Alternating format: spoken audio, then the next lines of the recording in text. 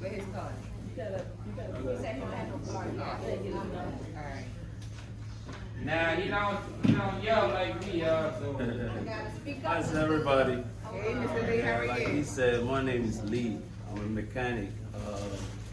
I have a little bit of merchant marine engineering background, and I came over. Oh, I got one of my things. And I came over here, and to go back on the vessels, you have to be a citizen. I wasn't a citizen then, so when I was a kid, we fixed trucks with my dad and all. So I went to the trucking side before I was fixing Mercedes and BMWs. But a friend of mine directed me to the trucks. So the money there was good, so I went over there. So I met man Sean, and we've been tight ever since. So he told me about this little stuff going on, and I said I'll come and give you guys my thoughts about how to identify a good truck and purchasing a good truck. So if we say, what is a good truck? If you ask me, I would say all trucks are good, depending on how you maintain the truck. If you neglect the truck, it's gonna neglect you down the line. I'll tell you a little bit, give you a little bit, a story.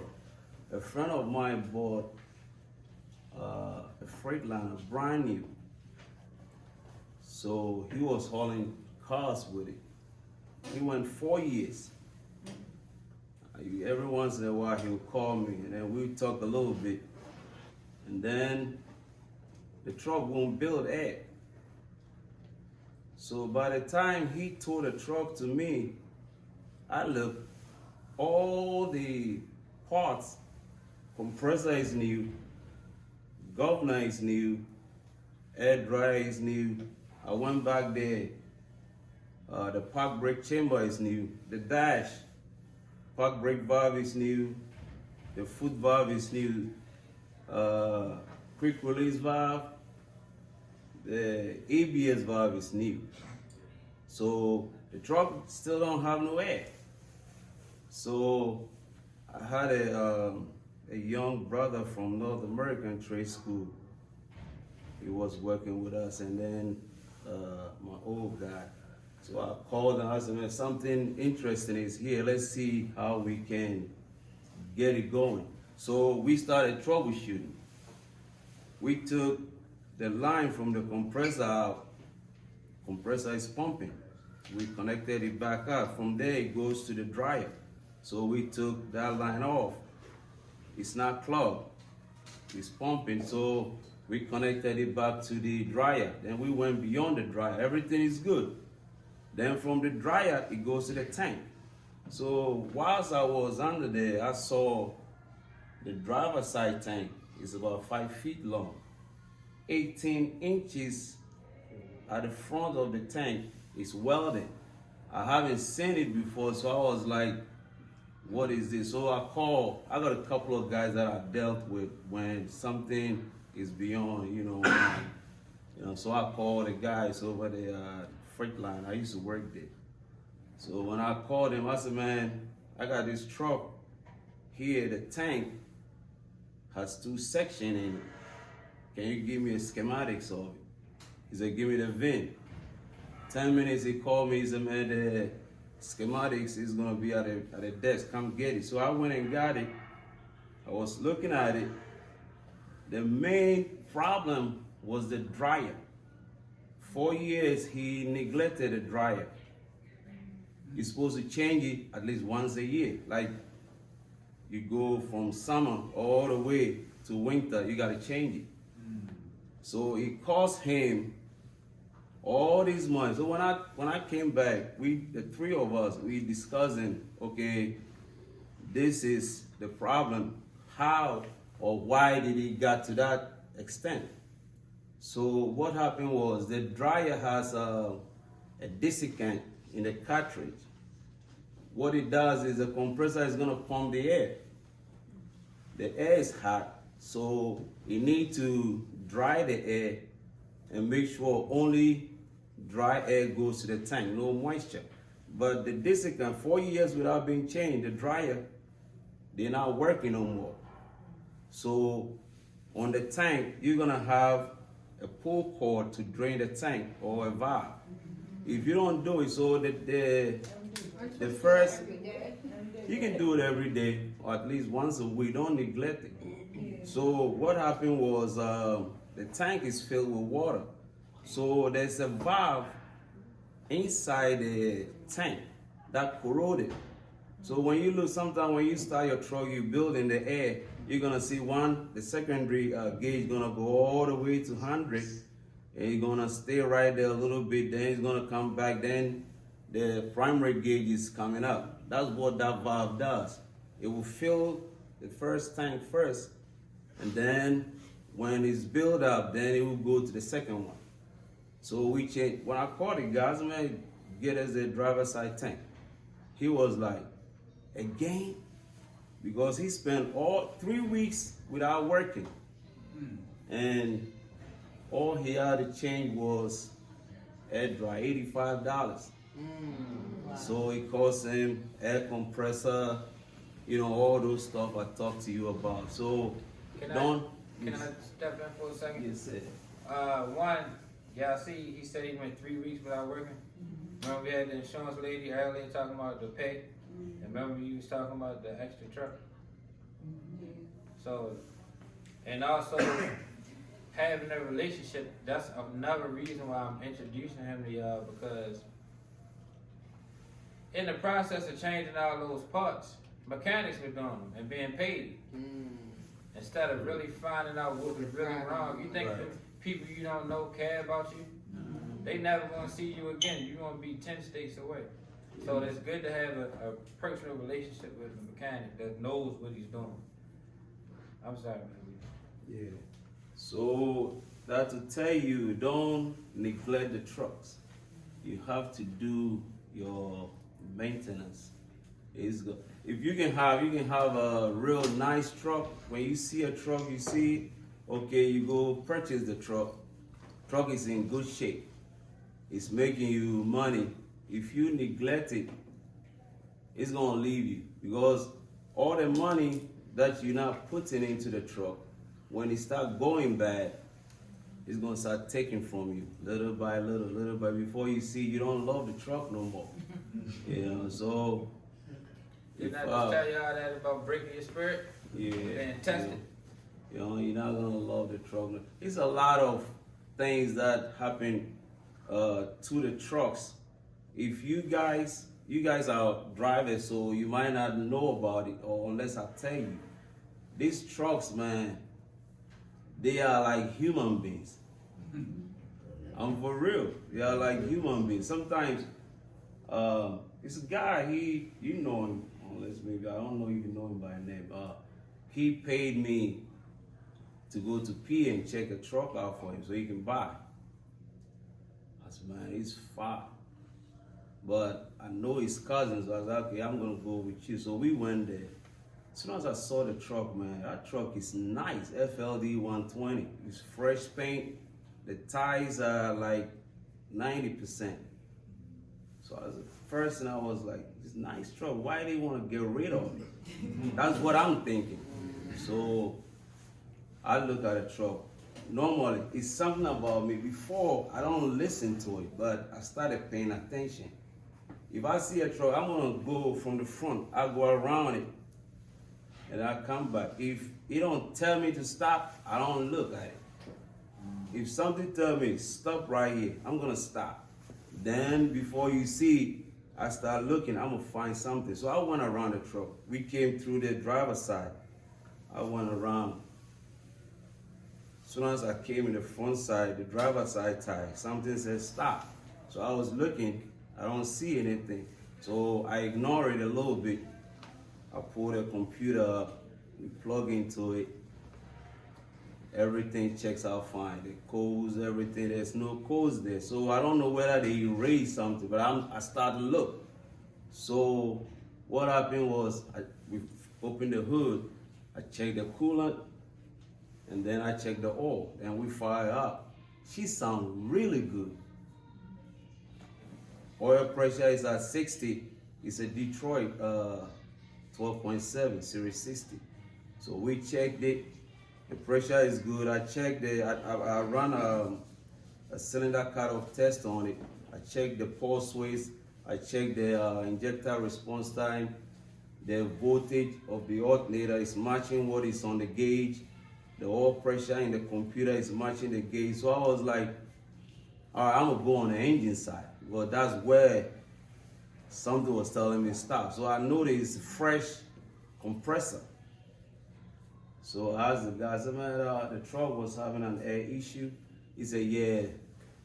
So when I look at it, the compressor, when you put it on, it has it came with a gasket, but they jammed a lot of silicone there. So I said, who put it on? Then the guy said, the guy who put it on is not here. So the truck sound really good. Rev it out, he took it for a test drive, and I was like, man, yo, it's good to go. So I took him there. So I left him and I came back to Baltimore. So I didn't hear from him. 2 weeks he called me. He said, yo, Lee, the truck is it's a noise in the front. I was like, you got oil? You got coolant? He said, yeah. I said, drive it to the yard. So when he came to the yard, we opened the hood, and I already know what it was. That's what was telling me, but it's concealed. I couldn't see it. The bull gear is bad. So they knew about it. So I think what happened was it messed the compressor gear up. It's like, it's in a mesh like that. So they changed the compressor, so the truck is still running. You couldn't tell. There was no noise, nothing.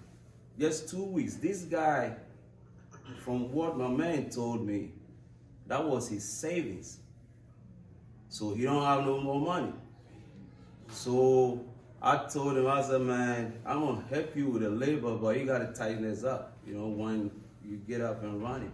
So he bought, we don't know which gears we need. So we tore the whole front end up. He need accessory drive gear. There's a lot of stuff. So fortunately for him, we have some of the parts, but he bought a bull gear and the crank gear was bad. So we had a crank, so we had to borrow a tool. So we got him going. This guy, after we got everything done, I charged him a little bit. Every week, Friday, he looking for me. I said, man, you don't need to be in the shop, I'm on the road. I'll be gone for about, maybe all day. I come in the yard, then I switch trucks, then I go home. He's sitting there. Man, I appreciate you, get a little bread. So he paid me like that, and everything, you know, was good. Just imagine, like he was saying, if he don't know me, that job is $6,000 before you have to get the parts. Bull gear is $900. Then accessory drive gear is like $450. So the crank gear. So by the time you change all of that, you know, so it's very tricky to pick up or go out there and you say, man, this truck is really nice. I like it. I'm gonna get it. Sometimes, man, it deceives us. You know, he did it twice. He did that to me, and now when I go, I tell the guy, don't start the truck up, don't warm it up. I'm gonna be over there. So when I get there, I start the truck. I want to see what it's doing. So the truck, if it's not warmed up before I get there, I want to see, okay, how is the exhaust? How is it shaking before it gets warmed up? So I'm checking all that stuff. So once I check all those stuff, I'm gonna put it on, like, I'm gonna target. I got the park brake up, like applied, and I'm gonna put in gear, trying to move it to see if the mounts are good. If the mounts are not good, it's gonna slap. So all those things, I'm gonna check it, and I said, man, this truck is good, you can get it. You know, so the trucks, man, is it's luck. I would say it's luck sometimes, and sometimes so like if I own a truck and you know that I'm gonna keep up with the maintenance on it and I'm selling it, then you can buy it.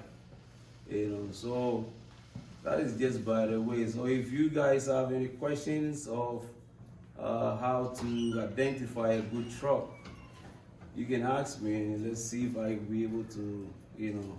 Before y'all go, What's your number though, Mr. Lee?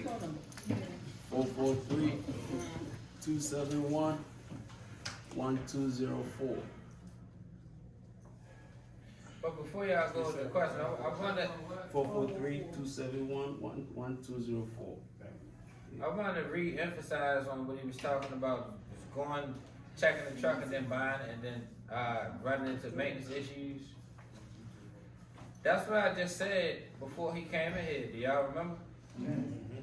Right. So that's confirmation that what I'm telling y'all is true. You're going to have maintenance issues. It's just it's a part of the game, but you can't start making money with the truck and think that it's all yours in the beginning. I suggest you have at least 10,000 cash or credit, because it's going to happen. One thing about running local, it appears that you make less money, but you really may not, because you gross less, but you spend less as well. When you're on the road, you're spending more in diesel, and you're spending more in maintenance because you're dealing with mechanics that you don't know and don't necessarily have. Every now and then you run across a good person, but a lot of them don't have your best interests at heart. So it's best to have a personal relationship with mechanics, so when you're around, they can look at your truck. And when somebody is working on your truck, you shouldn't just lay down. I mean, there are times when you're tired and you've been running all night and you got to get up and run again. But if you can, watch the mechanic when he's working with your truck, because there's little things that you can look for. Maybe you can't fix it, but you can know how to identify a problem. So you're not just clueless, because everybody not mechanically inclined. I'm not. And so I had to learn things as I went along. And that's going to come through observation and trial and error. Because the longer you have a truck, the more things you're going to be changing. All right. Is there any questions? All right. Where your shop located? We mobile right now, but we try to get another shop on I think it's on Erdman Avenue here. Okay. You said you're mobile? Yes. That's even better. No. Depends on how big the job is. Yeah. Oh, okay. Nah. We try to do a lot of stuff on the road, but it's no fun. Yeah, it's no fun. We can do it if we want to do it, but it's no fun. Yeah. Yeah. Hello. Like when you first start out, is it a particular brand, or is all the brands pretty much the same, or like what gears and stuff would you recommend? Like when you first start out to get a truck, when you look for a truck? Okay, I'll say this. When you want to get in business, you want something that, if I'm getting a truck, I want a truck that the parts is available. I don't want to go to the store and the parts ain't there. And how many mechanics can work on it? You know what I mean? So Volvo rides good. If you get in the Volvo, they're good, but they're not made here. Some of the parts, they don't like to share information either. You know, so I'm not gonna get a Volvo. I'm not saying they bad trucks, they're good. It's the parts. The parts, and then getting somebody to really work on it. You know, when I'm gonna say something, but once I finish answering your question, then I'll go there. I like Freightliner because they are made here. And if you're looking for parts, you go to Baltimore. If they don't have it, Elkton might have it. Harrisburg, Hagerstown, and all of them used to be 24 hours, but I think Harrisburg is 24 and Hagerstown is 24. So if you don't have the parts like today, you order it, you can ride up there and pick it up. If these people don't have it, you know, in Freightliner, a lot of mechanics can work on it. Can I step in for a second? Yes, sir. Just to reinforce the point he's trying to make, I just had a coolant leak. My coolant pipe burst. Now this is, I drive Kenilworth. Now there's a particular coolant line that's shaped like a snake. I stopped at 2 or 3 different shops and none of them had the part. So I stopped at a hose place, put a hose on it, which was kinked because it wasn't the correct one, but it got me where I needed to go. Then I changed the line myself. But through all of that, I lost a half a tank of coolant from all of it dripping out. Then the part was $85 on top of the money that I spent buying the other parts that I needed temporarily, where if I had a more common truck, I could have got the parts right there at the first shop I stopped at, a Universal Parts. So it would have saved me time and money. So that goes to what he's saying. The Freightliners, he's in favor of it. Yeah. So, like I said, I'll get Freightliner. But if you ask me what kind of truck I like a Western Star. It's Freightliner top of the line truck, right? It's made here. Initially, I didn't like them because of color coding. Everything on the truck is black. If you look on Freightliner, they have the yellow. It tells you the yellow line is this kind of pressure going in. You got a blue line, it tells you, okay, blue line is this circuit. You got a red line for emergency and the green, you know, all those things. So he's gonna tell you. Western Star just give you numbers. You see, so now the newer ones, they have color coding. So I didn't like them because of that. But the reason why I love Western Star was I had a chance to buy one. That's what he said. I saw one in Flint, Michigan, and I told my guys, man, look, I like this truck. We're gonna go over there and get it. He was like, you know the truck. I said, man, I'm looking for this truck. So once I saw it, we called the guy. First, this was a while ago. He said it's $8 grand.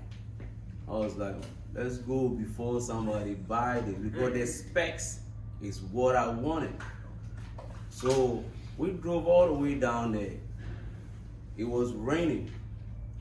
So we didn't have the time to check the truck. So like I told you, I walk around the truck. I ain't feel nothing. So I opened the door. I hit the throttle. I was standing on the ground. I hit the throttle.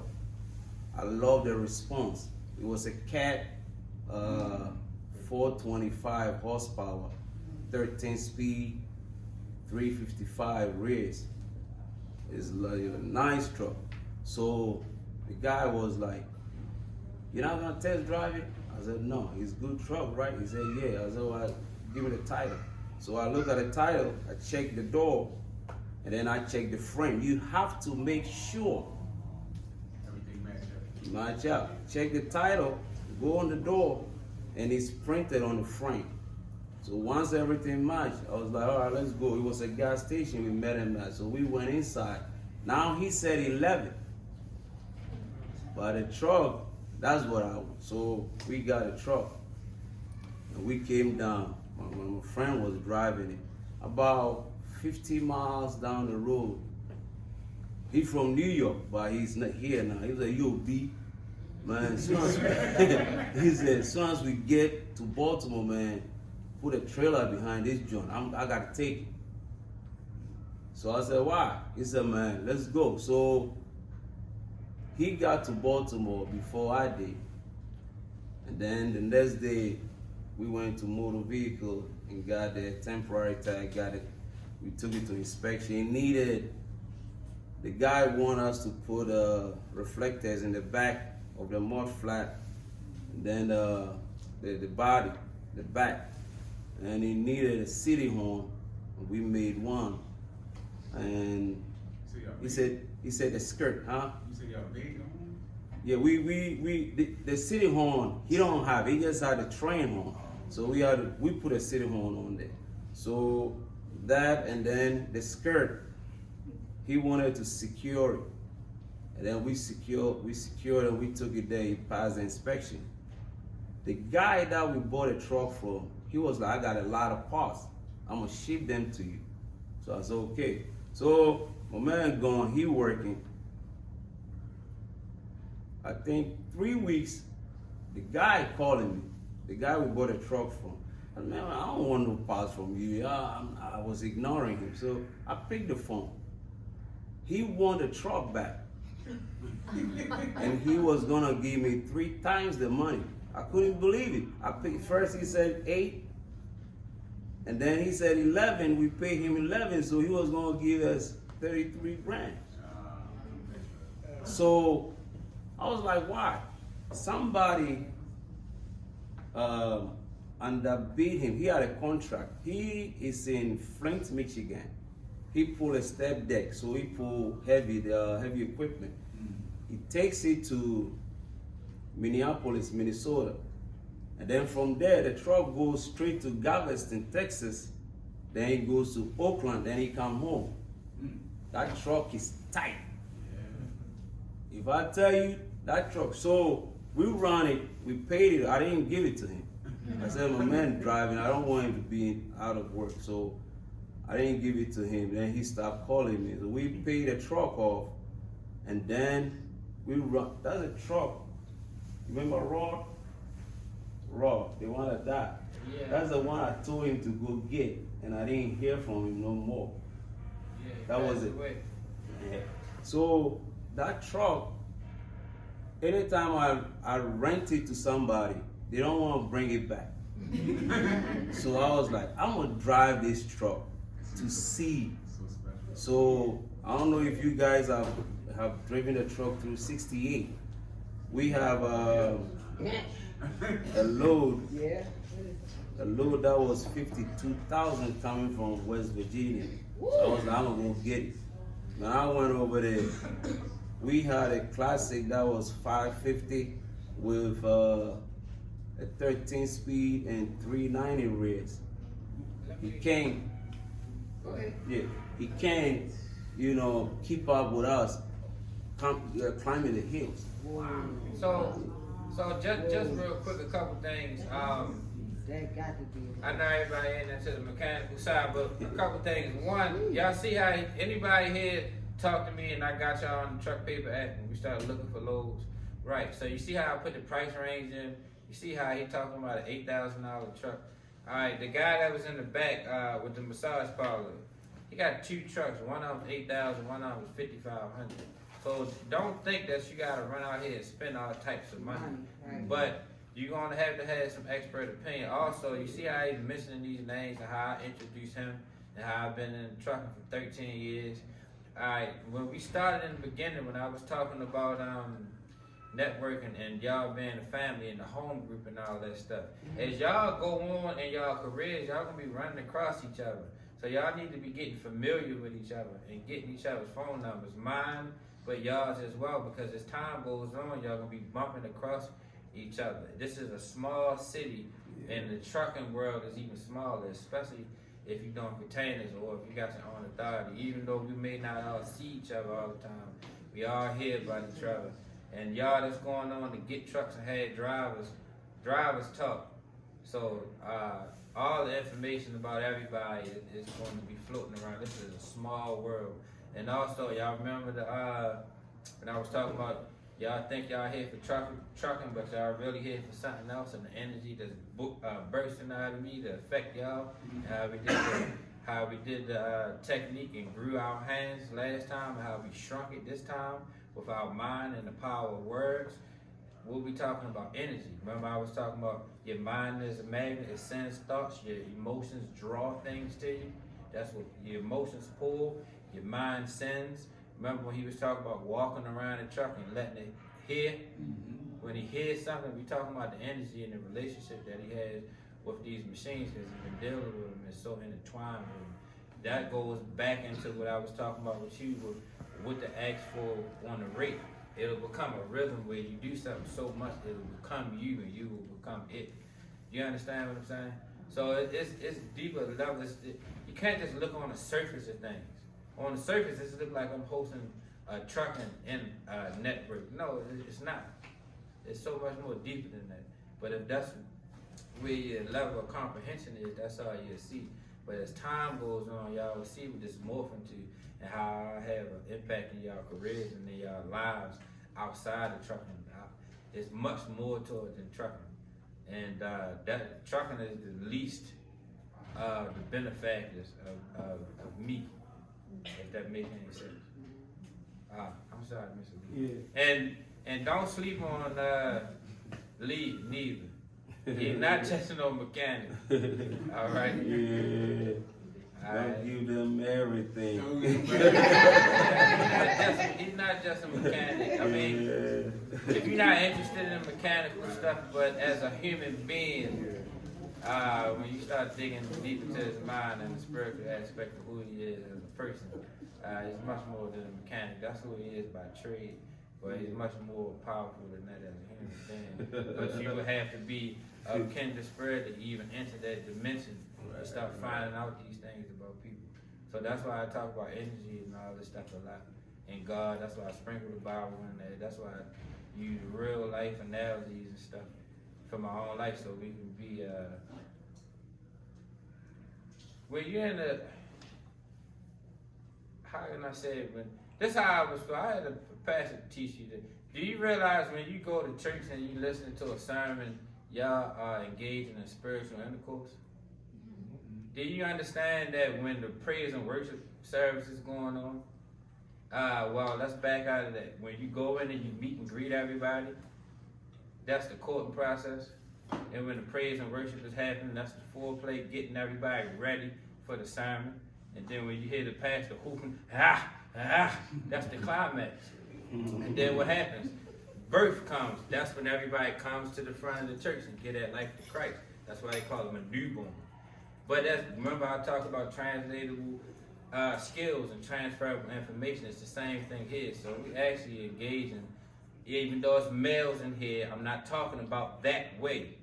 Understand me clearly. This is a form of intercourse where we all becoming one on some sort of a level. It just depends on how far you go. I'm telling y'all to call me because you're not going to get tailor-made information in here.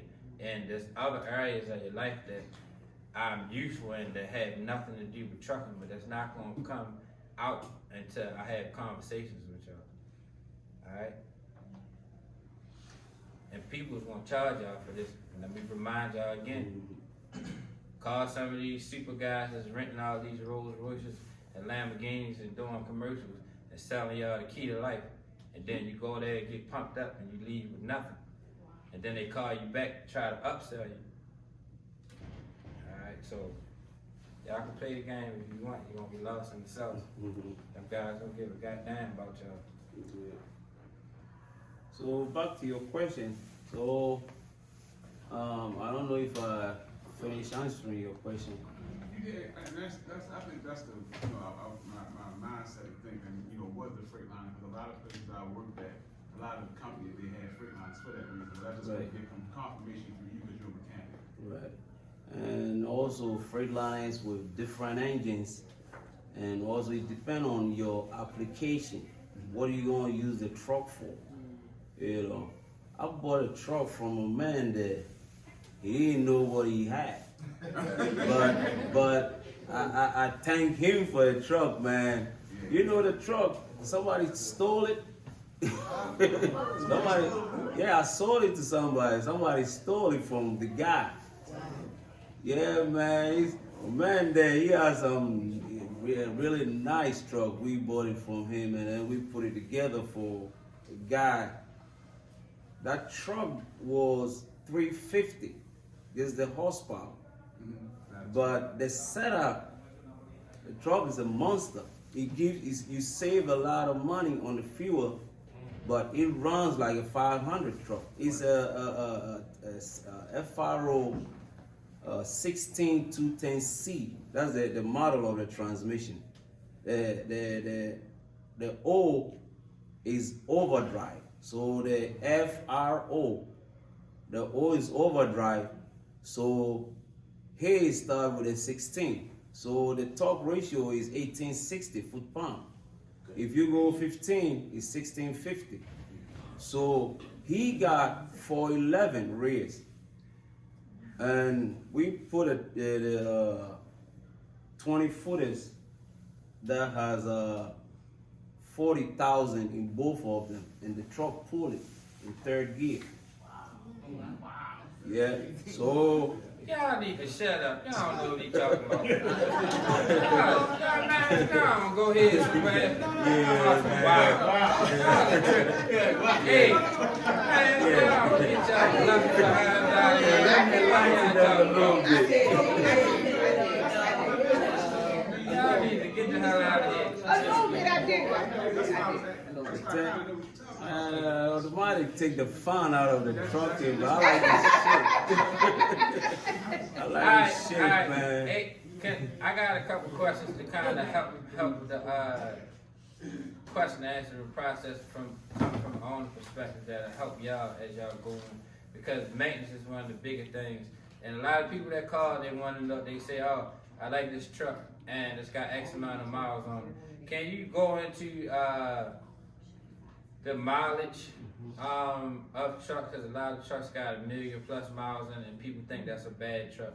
Also, can you go into the different engine repairs, like as far as an overhaul, an end frame, and the when it's time to completely swap out the engine, the amount of miles where that should be done, and the cost, not only for the engine but for the transmission as well, because those are some of the bigger fixes that are scare people, because they don't want to get a truck, then the engine go up, or which doesn't happen often. It doesn't. Overhaul doesn't. So you done? Yeah. Okay.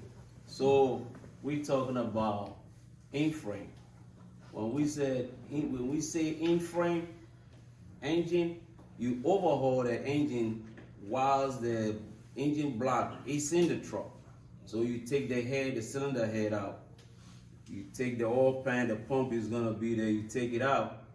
You take the connecting rods out, then you pull the pistons from the top. Once you pull the piston, you draw the liners out. Before you pull the piston, you have to, the liners, you check for the depth of the cylinder block, the block and the liner, the liner height. You have to check it. So once the height is good, you remove the liners, and then you check where the liners sit. If it's pitted, you have to cut a counterbore. Counterbore is you're gonna reduce or machine where the liners sit to maybe 10,000ths of an inch, very small. And then you put a shim over there, and then you put the liner back in, then it brings it to newer specs. So it's gonna be like brand new. I see guys, they come in the shop and they want to do a head job, cylinder head. You pull the head off, and if you put the cylinder head back on with a new gasket, I would say maybe only one time it was immediate. The problem was still there.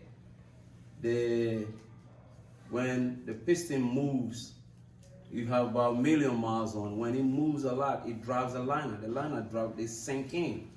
So once they sink in, you're gonna see the combustion pressure is gonna start going into the cooling system. So your coolant is gonna be coming from the overflow. The truck gonna start overheating, and then you can't drive the truck pretty much. You're gonna be putting coolant in the truck. So when that is happening, or when that happens, you take the head to the machine shop, let them check it. If it's good, you mark the liner height. If it's good, then you go with the new gasket. If the height is not where it's supposed to be, I'm not gonna do the work, because it's too far to go there and don't cut the counterbore. They're gonna be calling you 2 a.m. The truck is not right, you gotta come get me. The truck is not right, you gotta come. We did one for a guy, he don't wanna do the counterbore. So I told him, man, call your mechanic. He can do it here. I'm not going forward with it. So he did it. Took the truck from here and went to Wisconsin. They had to bring the truck back because you right there. You right there. It's gonna cost you. The guy, dog, he does the counterboard for $1,500. Before it was $1,250. $1,250 to cut the counterboards. Now he went to $1,500 on the Detroit. The Cummins he charged $1,600. So once you do that, your engine is gonna be right. If you see a truck that the engine, the mileage is like 1.2 million, you check the appearance of the truck, everything is real nice. Get the bottom end done. When the bottom end is, you're replacing the connecting rod bearings and then the main bearings. Once you replace them, you torque them down. If you like, you change the pump too, because the pump is maybe 1 million miles old. Which pump is that? The oil pump. Oil pump is gonna be, it's only N14 Cummins that the pump is on the outside of the engine. But the rest of them is inside the oil pan. Roughly, Underneath. something like that, right? Say that again? What was the cost of that? Something like that. The rod and main bearings, it varies on the engines, but I charge $1,200. You got to get the parts. Well, let me. How much does an in-frame to complete job just about cost? Versus an overhaul versus putting a used engine in versus getting a brand new engine. Okay. Parts Then- and labor. Okay, the brand new engine, you're talking about 20,000. Brand new engines. Okay. If you're gonna piece it up, I don't like doing that. We do it for fun. If I got somebody that I want them to, like a mechanic out of school, so they can learn how to do it. If you bring that job and somebody like that is there, I'm gonna do it so that he can see what needs to be done, so he can have that experience. But it's no fun to take the engine out and put another one in. I don't like do. I'm gonna do it. If it's mine, I'm gonna do it in a heartbeat. But for a customer, if we don't have anybody with training, I got my son with me now, so I was doing it left and right. I will take Mercedes, we're gonna build it, we're gonna build the Cummins, we're gonna do so that he can have the experience. Once he was like he good, I stopped doing it. You know, but to snatch the engine out, you gotta take the hood, the radiator, you drive the transmission, then you gotta take everything off of the engine. The oil pan need to be off, everything, ring gutter, everything. So And then you charge $4,500 for the labor. for the labor. And the engine is 20. So I'm just basing off of what you're saying. So do you believe it's not necessary to swap a whole engine, that you could just repair? You can, I wouldn't advise, if the truck don't have a hole on the side of the block, Right. if the engine don't have, like let's say you threw a rod, that means there's nothing you can do about the engine block. There's a hole on the side. That, if you like the truck very much, I would say buy the engine and swap it. Now, I ain't gonna interrupt. What you mean throw a rod? A throw a rod is when engine throw a rod. Maybe the connecting rod is a piston, and then the connecting rod, and then you got a connecting rod cap. Oh no, can I draw over here? Let me Yeah, see that's if I what can- it's for. if I That's the can- racer there. Can I erase it? Can you erase it, please? Nah, I erase Hey, y'all, if this don't seem interesting because it's mechanical and you're not into mechanics, it. I would get very much interested because you're gonna be dealing with this shit. You cannot escape it. If you own a truck, it's going to break down, and you're going to be dealing with a mechanic, or you're going to be on the side of the road when it's cold, looking at something that you don't understand, trying to figure it out in the middle of the night.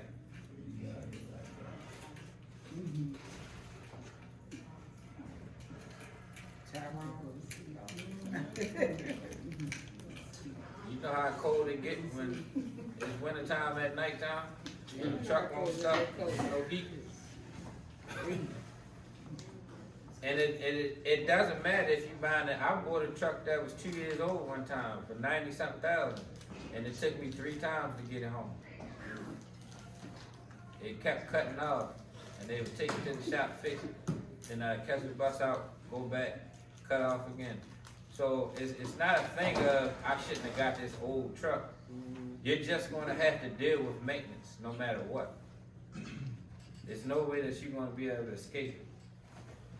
And that's why you told Is us. it best to get a brand new truck as opposed to? It's gonna break down. That it don't matter. Area was that like? Ask him. Okay, you got a liner here. He's an engineer, y'all. You know how to draw. Then you got this is the piston. Then you got this, that. Let's go.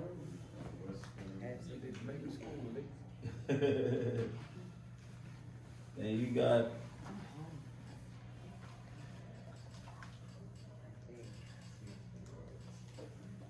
connecting rod. Then you got a connecting rod cap.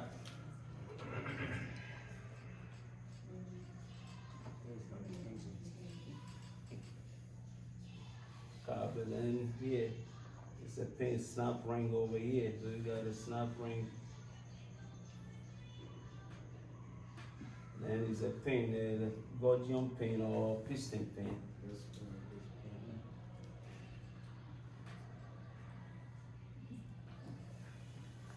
This is, can you see?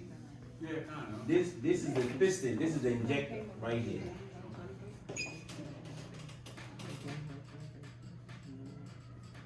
This right here is the injector. Okay, you got a liner right here. This is a cylinder liner. So the piston, it slides, goes up and down. Inside is liner. So this goes back and forth. Then this is connected to the crankshaft, so it's rotating like that. So this going, so once it's rotating, this is going up and down. Okay. If this boat breaks, the engine is gonna keep spinning. So when it come out, this goes like that. So it's gonna hit the block and put a hole in it. If the rest of them gonna be going, so it's not gonna stop. Once the injectors are working, they don't know that this is broke. They're gonna keep going. So once this break, this bolt is broken, this is gonna come apart. It's gonna score this block. Another thing, the snap ring over here, if it comes off, once it comes down, up and down, it's gonna hit the block. Sometimes the valves over here, when you're using the jig too much, I only use the jig when I'm going down grade, going down. I don't have the jig on and I'm shifting gear. You go, when you're doing that, you are pushing the exhaust valve down. So when you're pushing the exhaust valve down, the piston come up, it's gonna hit it. When it hit it, it's gonna put a hole in it. Jake brake is the engine brake for y'all that don't have y'all CDL yet. Y'all start learning that when y'all going through school. So, So- it's not good to use that Jake brake like over. Don't leave it on whilst you have shifted. I only use it when I'm going down grade. Or I see a curve, there's a car or a truck in front of me, I put it on, then I come off of it. It helps me. I didn't know that. What basically is happening is you extend the life of your brakes. You don't use your brakes too much. Your brakes don't wear out. If you don't have a jig brake, you always marching on the brake. So I can go 2 years without changing my brake. You change your brake like every 6 months or every year. You know what I mean? So this is the throw a rod. Now you understand. Yeah. So if you throw a rod, you don't have no choice but to take the whole engine out if you like the truck. You know what I mean? If you don't like, if it's too expensive, because it depending on the kind of engine that you have. You can get a 12.7 put in, you can get N14. But if it comes with a Caterpillar 3406E, you can't find it. They're not in the market no more. You know, so if you can put whatever engine. Now they have a company, they have the interface that you can just take any engine out, just plug the harness in, do a little bit of retrofitting, the seating, and then you can go like that. So that is when you have to replace the engine. I don't know if I'm making sense. You are. Yeah. So this, yeah.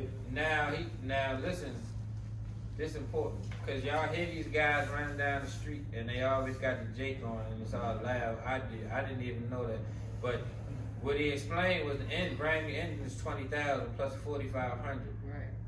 So we talking about 25,000 in That parts is, and that, labor. excuse me, that is when I'm doing it.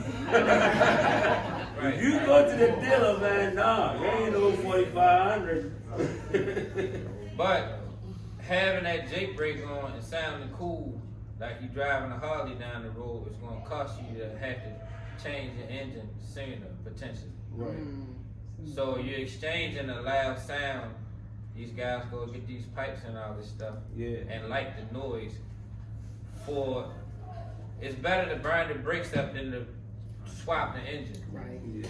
Because if you don't do that, then you can just in-frame the engine and you won't have to get a brand new engine. Right. You can use the case of the old engine and fix the internal parts. Right. That's what an in-frame is. Overhauling the in-frame is basically the same thing, except the in-frame is done in the truck as opposed to taking it out, rebuilding it, and putting it back in. Okay. And they all have different price points. That is out frame. If you take it out, that is out frame. And then in frame is in there. You don't take the block out. You just do everything right there. Unless the person, You know. And that's how okay. Yeah. How often should somebody worry about engine problems? Every 700 or so, 100,000 miles. Now we got a guy that gets engines. You know, when the mileage is high, the price is a little low. So he grab them, and I do the bottom. So when I do the bottom, he still go. So what you basically doing when you change the rod and mains, you preventing the engine from seizing up on you. When the engine seizes up on you, now you have to change the whole engine. You know, so you are protecting the crank by you changing the rod and mains. That's what you're basically doing. It's very important. If I get a truck from him and I know him, he's not gonna lie to me. If Sean said I did the bottom, man, I know I would take his word for it. Him only. But anybody else, I said, nah, I'm gonna inspect it. Sometimes it's good. You go to Caterpillar on Citation Road. They sell the kit for $30. I think $30 or $15. You get 2 oil sample kit. When you change the oil, you fill the bottle up with the oil that you changed, and then you write where the oil came from. If it came from the engine, you write engine oil, which oil was put in the engine when you did the oil change. If it's mobile, you put mobile DEVAC, and then you write your phone number or your email, and then they're gonna test the oil. Okay. When they do the chemical analysis over there, they're gonna give you a printout. Okay. If you see too much glycol presence in the printout they give you, that means glycol is in antifreeze. That means coolant is entering.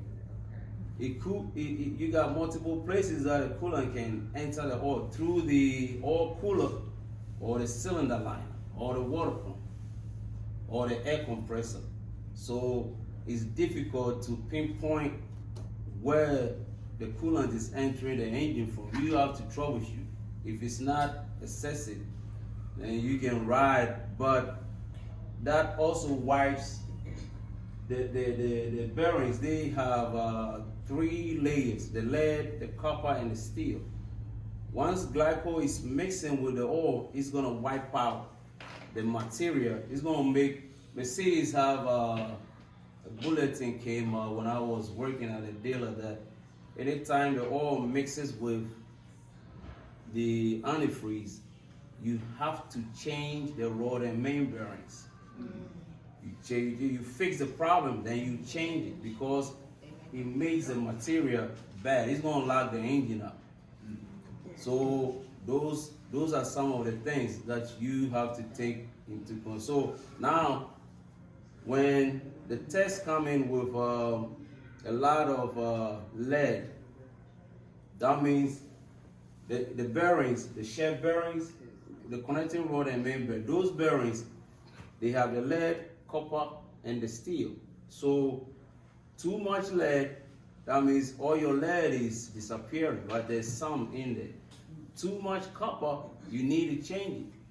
Because lead is softer, copper is softer, but when it's steel to steel, it's gonna lock your engine up. That is what you need to prevent. So once the chemical analysis, I like it, but not too much. I wanna go there and see. Because we did a work for a guy. They telling him it's the camshaft bearing. And I told him, I was like, the bearings are the same material, so you change this, you change that. He was like, nah. So we changed the camshaft bearing, and he was going to, I think, Dallas, Texas. He didn't make it to Laurel. I'm for real. He didn't make it to Laurel. But he was right there when we were doing the work. So it's not like we did anything to it. And he was like, man, I should have listened to you. I told you, it's the same material. So if they say camshaft bearing, maybe the person who did the analysis is supposed to tell you that, okay, the bearings are worn out. So you have to tell the mechanic, I need the bearings changed. So they're gonna do the connecting rod and main bearings for you, as well as the camshaft bearing. The camshaft bearing is at the top. My truck, I check it and the bottom is worn. Freightliner didn't have it. The truck has to go. The top, there's no pressure there, so I flip it. I put the bearing from the top at the bottom, and then I flip them up. But when it came back, I replaced it immediately. You don't want to go that far with it. You never know what is going to happen. So you were asking me how much is the overhaul. You got the gears at the front too that you need to worry about at that high mileage. So if you replace the bearings, you might still not be safe. You got to check the bull gears or the front gears, and then when they are in shape, then you're good to go. So about how much is that? The bull gear, Or the overhaul? Nah, yes. she's talking How about much is the overhaul. the overhaul, you get a part. Let's say I'm gonna use Detroit as an example. 12.7. 12.7 liter. The parts is $3 grand. The overhaul, not from Freightliner, where we get it from, is $3 grand. And then you get it all for another maybe let's say $250. Then you get the filters for another maybe $60, 2 oil filters. And then we get the coolant for, let's say, another $200. And then the fuel filters. And then we charge you maybe $4,500 to do it. So let's say 12. So about 10, 12, okay. 12 you should be on the Detroit. But you have to do countable, and the cylinder head also needs to be checked out. And let me say this. If you not on top of your maintenance and you break down somewhere Yes. on the road, them shops is gonna charge you about 30 grand. Yeah. So with the insurance lady was talking about earlier with the tow package, You're gonna need that because you get into these shops and they gonna rape you. I'm telling you, they see you coming a mile away. I call it white man land. You in the middle of white man land. Once you pass Kansas City, it's all white, all the way to. I'm nothing against white people, but what I'm telling you is that you far away from your kindred. Not that black people is any more fair, cause they get you too. Yeah. But what I'm telling you is they see you coming a mile away, and there are some good people out there. You run across good mechanics. But I did want to have a question.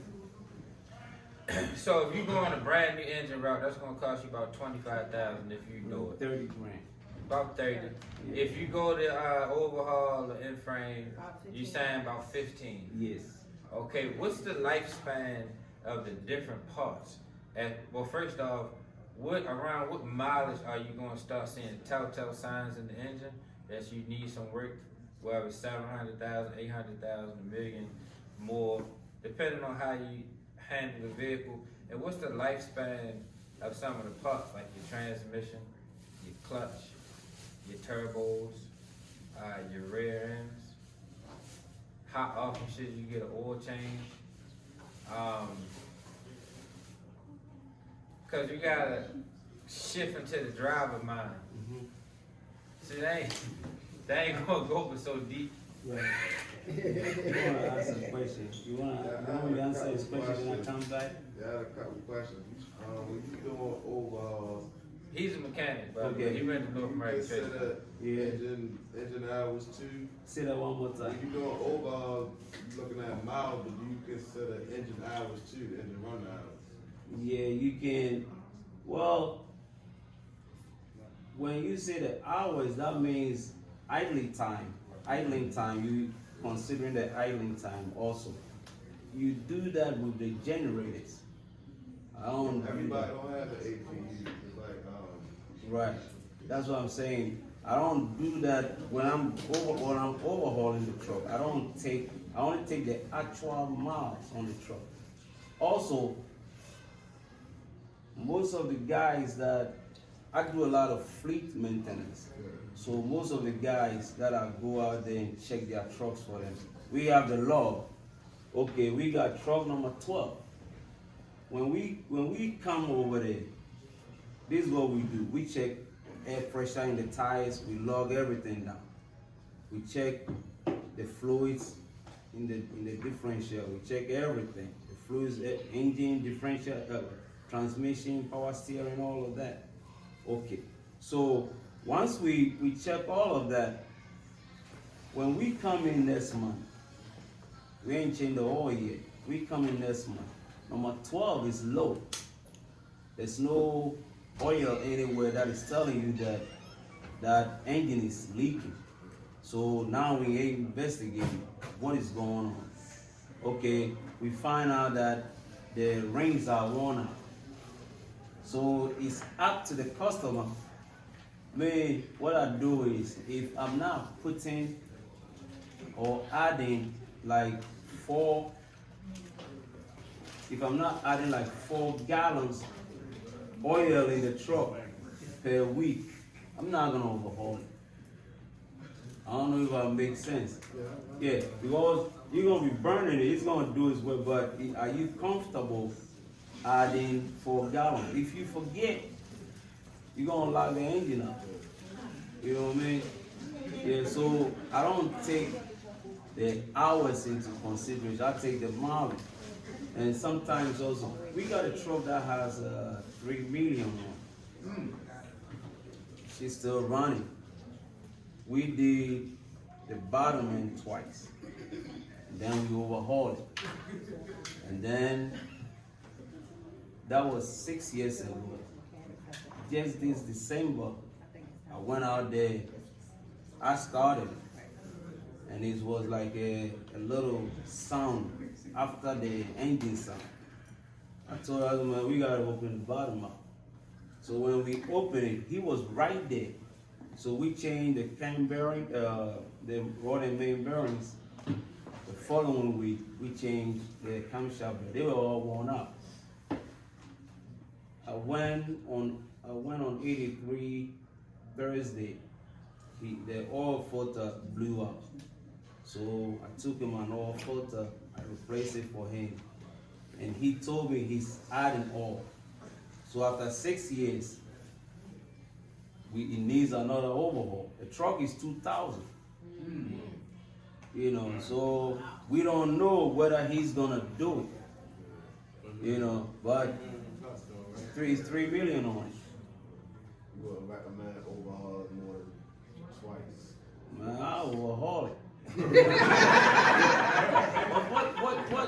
What you really changing? You changing everything.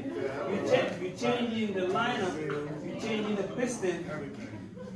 If I'm gonna do it this time, I'm gonna change the connecting rod because 3 million mark. When I did it, it's the same connecting rod. So I'm thinking it tight, it up and down stretching, construction stretching, you know. So I'm gonna change it. If you want me to do it, that's how I'm gonna do it. We maintaining that truck for him. It's old truck, but she ride every day. Every day. I mean, the trucks, man, don't be afraid of the trucks. If you got older trucks, buy the rod and main bearings and change the bearings and you're good to go. I got a question. Is it better to buy a new truck or a used truck? You gotta bread a new truck, they break down too. I know. What do you recommend? That's what you mean. Hey, Lee, Yeah. tell them when you tell them to come in the car. She's asking what truck she needs to buy. Yeah. You can buy a newer truck. You know, when the trucks come out, it's like it's a bug in it that we don't know what the problem is. It's not that the mechanics ain't good. The truck is new. So until they are here for about 3-4 years, nobody knows.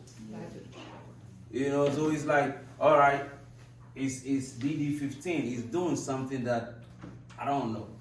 So now I have to troubleshoot. Your truck is gonna be down for a minute because I'm troubleshooting it every day. Let's say I want to make 600 every day. No, I'm just saying I want to make 600 every day. I come in, I'm gonna troubleshoot your truck. I might not get it fixed that day. Then you owe me 600. The next day 600. Let's say it takes 10 days. That's 6,000 right there. Then I found a problem. Let's say then I found a problem. Now you gotta give me money to get the parts, or you get the parts, and then we fix it. You are able to go.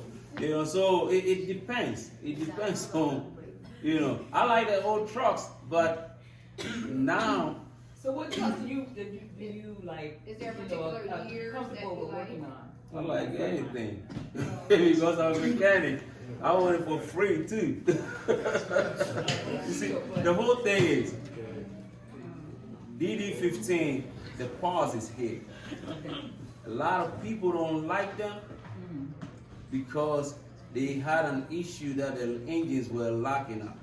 So they found out that okay, the pump manifold has O-rings in there that need to be replaced.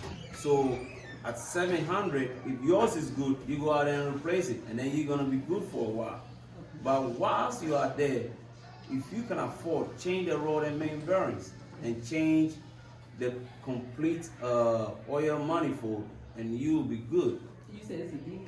DD15, DD13, but the Cummins is what everybody is going right now. They're good, but they're expensive. What do you think about the DD13? They're small engines, but they get a job done, just as the 15. They get a job. I don't like them in the Cascadia because it's too much, like it's in the inside. If you don't work, you're gonna pay twice as much. It's gonna take me twice as long to do something at the back of the engine for you know. So when you say DD15, what are you talking about? It's a Detroit diesel 15 liter. Yeah. Yeah, you wanna ask that question? You were gonna ask that question. Oh, okay. She wants to ask one. I just wanted to know, when it comes down to problems with the trucks, I know that they do have manual and, automatic. So which ones do you have more problems with, automatic or manual? You don't have problems with the manuals like that as the automatics. The automatics, their problem is, electric, where all the wires are, the exhaust run, you mechanics, the exhaust run on the left side, or the passenger side. If you have dual stops, it goes like that. So it's heat. When you going, the engine heat, everything, it comes back down there. So you're talking about maybe 8 years, all the wires are fried internally. On the manual or on the Automatic. That's with the electrical system. They tie it. Okay. You know what I'm saying? So they worn out. So if you want to keep it going, you go over there, change all the XY shifters, because it depends on the automatic too. If you got the DT12, you don't have XY shifter on top. If you got the Rockwell DM2 Road Rangers and stuff, they got the XY shifter. So you just, on the steering column, you have the gears, you press, you push the knob, then the TCM shift it, transfer the information to the XY shifter, it go in gear for you. That, they have a little bit of problems than the manual ones. The manuals, if you run it out of oil, then you might have to buy another transmission. Or you don't know how to shift, you grind it, you forcing it. Eventually, or you go from, like you go like one gear, like that, you're gonna break the transmission like Because that. you're clutching wrong? Right. Okay. If you're floating, you're not gonna have problem.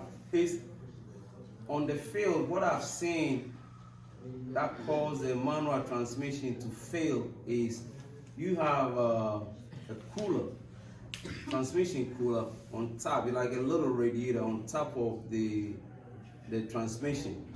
But sometimes it's way back where the carrier bearing is, way back there. Sometimes metal hit it, or somebody was there, something hit it.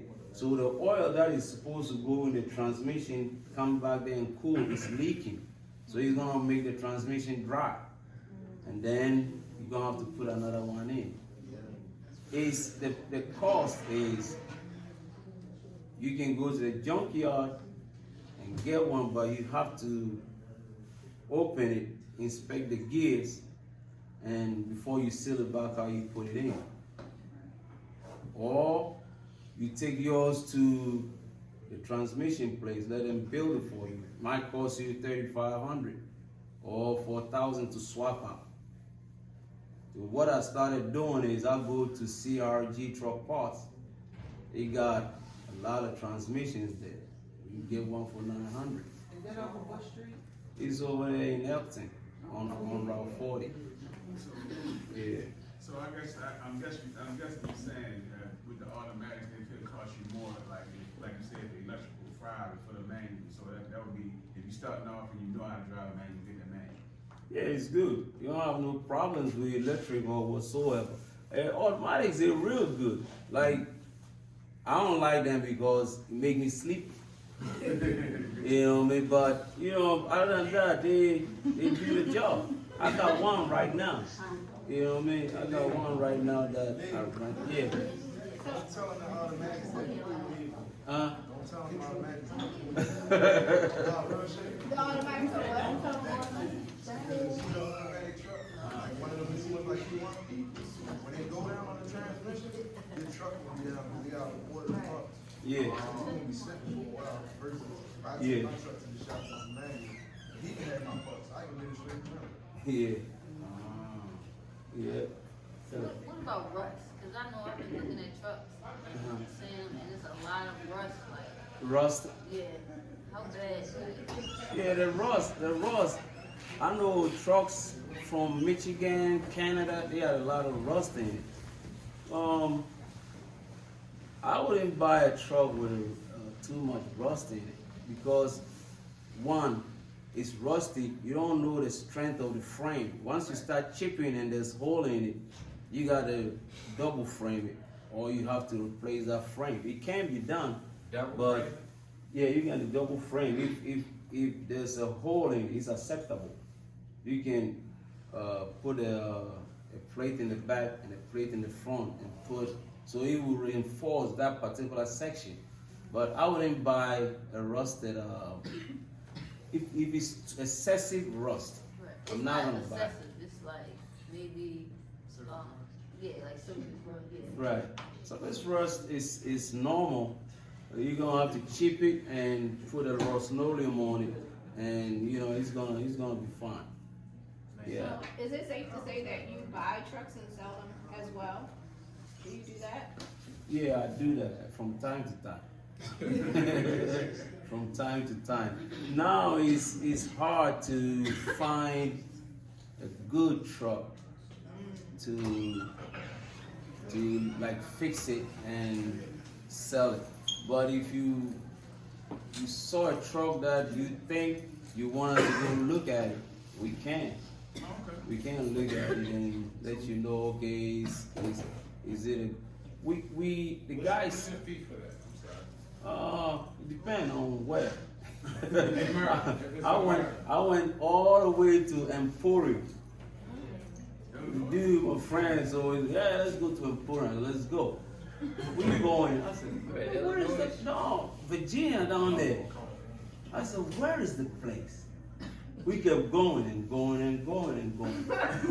So, like I say, it's my friends who were talking about other stuff. So when we got there, the truck is 1988 Freightliner with Cummins Big Cam 4, the one at the military. Cabo? No, it's not a cowboy. It's a regular, Classic. yeah.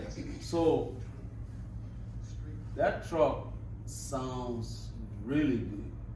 It's nice too. I'm looking, man. Then he texted my friend. He said, because we got a cashier's check with us. So he texted him when we going, he said, man, check this test real quick. So I'm looking. I said, I got about 20 jugs of water that you guys can take with you when you pick the truck up. I was like, he told you the truck is leaking? He said it's a little bit.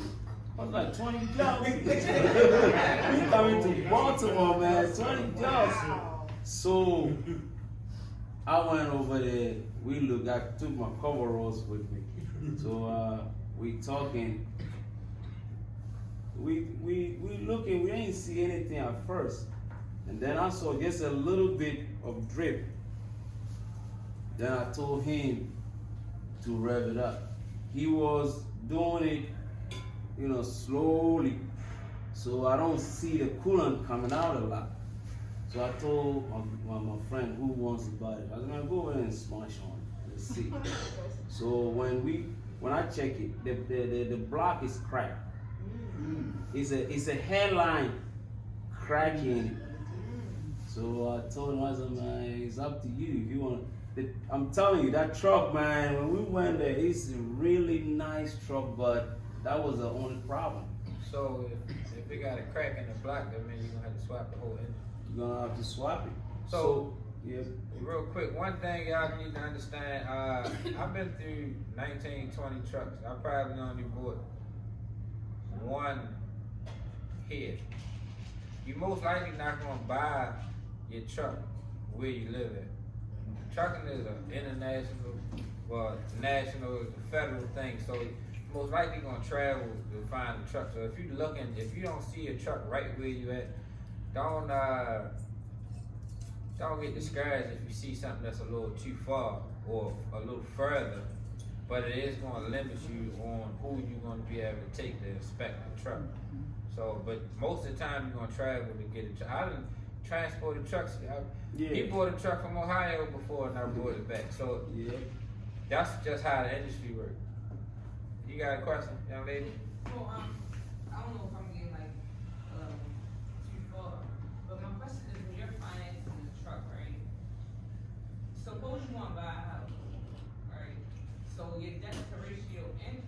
Buy the house first. I did that before. I was living on Caroline Street. The house was like 270 something thousand. I had 80,000 in grants, and I couldn't wait to get my truck. And when I became a independent, that changes the way you file your taxes.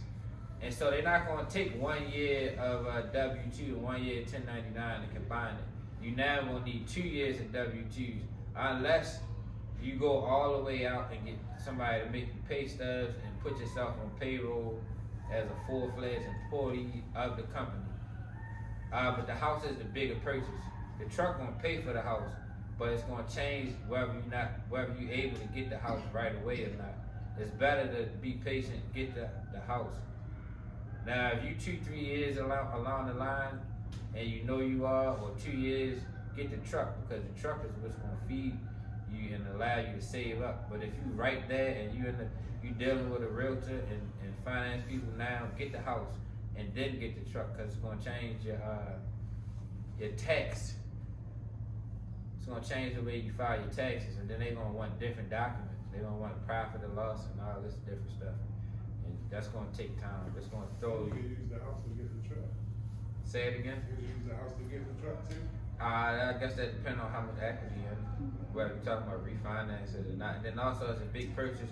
Well, just so far as having it on your credit, you know what I mean? Well, in the beginning, it's gonna hurt your credit for at least about 6 months until you get a payment history. Because now you got a large debt and you don't have no equity or no pay history.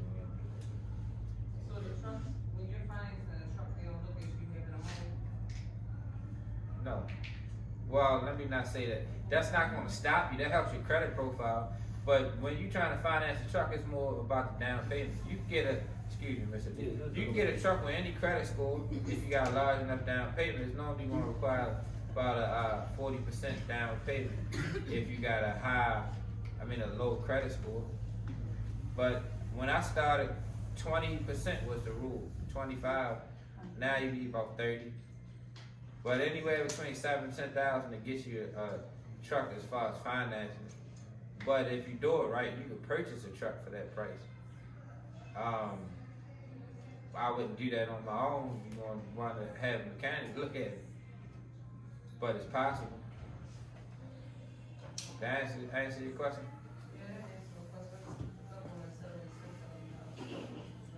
Say it again. I said, yeah, you answered my question. I'm really just stuck on a $7,000 truck you can buy. You need a mechanic. How long you been in the room? How long you been in? Oh, 25, 30 minutes, I guess. Earlier I you. know my CDLs, I know. I'm just asking, like, as far as how long can you keep that truck? Like, you No, can use it. let me back. I'm not trying to be smart. What I'm saying is, I'm trying to go back to timeline, because if you remember earlier, he talked about a truck he bought for $8,000, and earlier I had a guy in the back on the massage parlor. He bought 2 trucks, one for $5,500, one for $8,000, and he's running both of them and not having no make. A truck is just a body. The internal parts is what really make it up. The engine, transmission, the rears, all the other stuff. That's why I wanted them to kind of touch on the lifespan of parts. You're going to be changing alternators and air dryers and batteries and all of this stuff as time go on. Turbos. So I got a saying, the longer you have a truck, the newer it becomes. Why? Because you constantly changing parts. Remember he was talking about the guy with the air leak earlier? Yeah. When he was talking about he had all of these newer parts. The truck is just a frame, and the body, it's a name. What's making it up is all the internal parts underneath the hood and along the body. You constantly changing parts as long as you had a truck. You constantly changing brakes and brake chambers and drums and tires and airlines and all the different stuff that go along with the truck. So a cheaper price truck don't necessarily exclude it. You may have to dig deeper to find the right one, or you may have to put a little bit of money into it, but I wouldn't go that route without a mechanic. I mean, I paid $20,000 for my truck. I'm at like 90 something in it. So, and I bought it from a mechanic. How long it been running? I've had that truck for probably about 3 years. I mean, I done painted it and did all type of stuff, but I was under the impression that this particular mechanic would be even better than that. You understand what I'm saying? Right, so it don't matter. So when I bring people to y'all that I had faith and trust in, you know. So and I did oil samples and all this stuff. And then 2-3 months go down the line, ECM's going up. But then I go back and what I was talking about of being on the road with these mechanics. Wasn't even nothing wrong with ECM. They slapped one on there for $4,700. And then they cut off as soon as I left the shop. Wow. And I was tapped out. And I was out there trying to figure it out and wiggling stuff, and come to find out it's a wire on the battery. That's what they say mostly about the oldest. So they got me, and they kept my truck for 3 months, and they charged the hell out of me, along the money that I spent on the side of the road, trying not to go to the shop and get fucked, which I eventually wound up having to do anyway. So this go back into why it's important to have relationships with mechanics, and also, a lot of people coming from that hustling, wheeling, and dealing background. I don't advise you to bring that shit to this world. You dealing with mechanics, if somebody give you a price, pay their ass and even pay them more. And if you don't have it, say it up front, and don't let somebody do the work and then now the truck done and oh man, no. Because these people, this is a marriage. Alright? You need a mechanic. You drive, they fix. Alright, this is not how can I get the most out of this person type of deal. You need to be trying, if anything, you need to be paying mechanics more.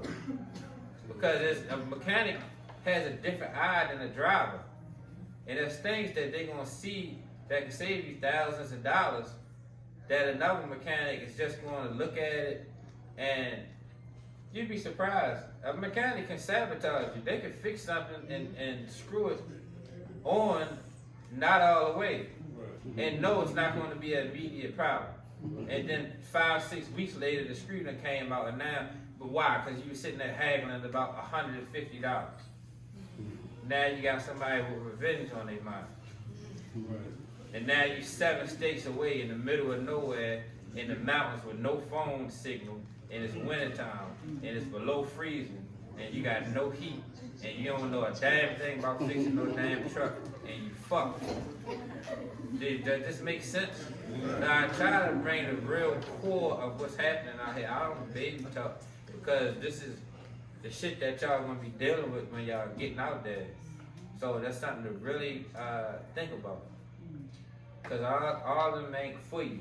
So you find somebody with integrity, you need to treat them like it, and count your blessings, because I've been around the ringer. I'm trying to tell you, you talk about not quitting early, shit, I ain't even told y'all half of it. Matter of fact, last time I was here, remember we was talking about the energies, and every time you're trying to get ahead, how stuff try to stop you. Y'all didn't even know I was broke on the side of the road. I was 10 miles from the house. My truck was on the side of the road all last event. It took 3 mechanics to come out till one of his associates came and fixed it. And I had every right to call this out. And remember we was talking about keep on going?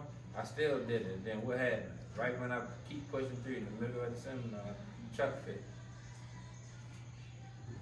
Tired as hell, out there cold as shit trying to figure this shit out. And I still showed up for y'all. So y'all need to show up for yourselves. Because I can't put more into you than you put into yourself. Y'all got these free books. How many of y'all been on the website and read them? They've been free for years. That's 5 people out the whole goddamn room. But I got the initiative to carry heavy ass totes. All last night packing, I ain't even sat in my bed. I only came in town for this. Ripping and running. I definitely appreciate it. And you showed me your appreciation, thank you.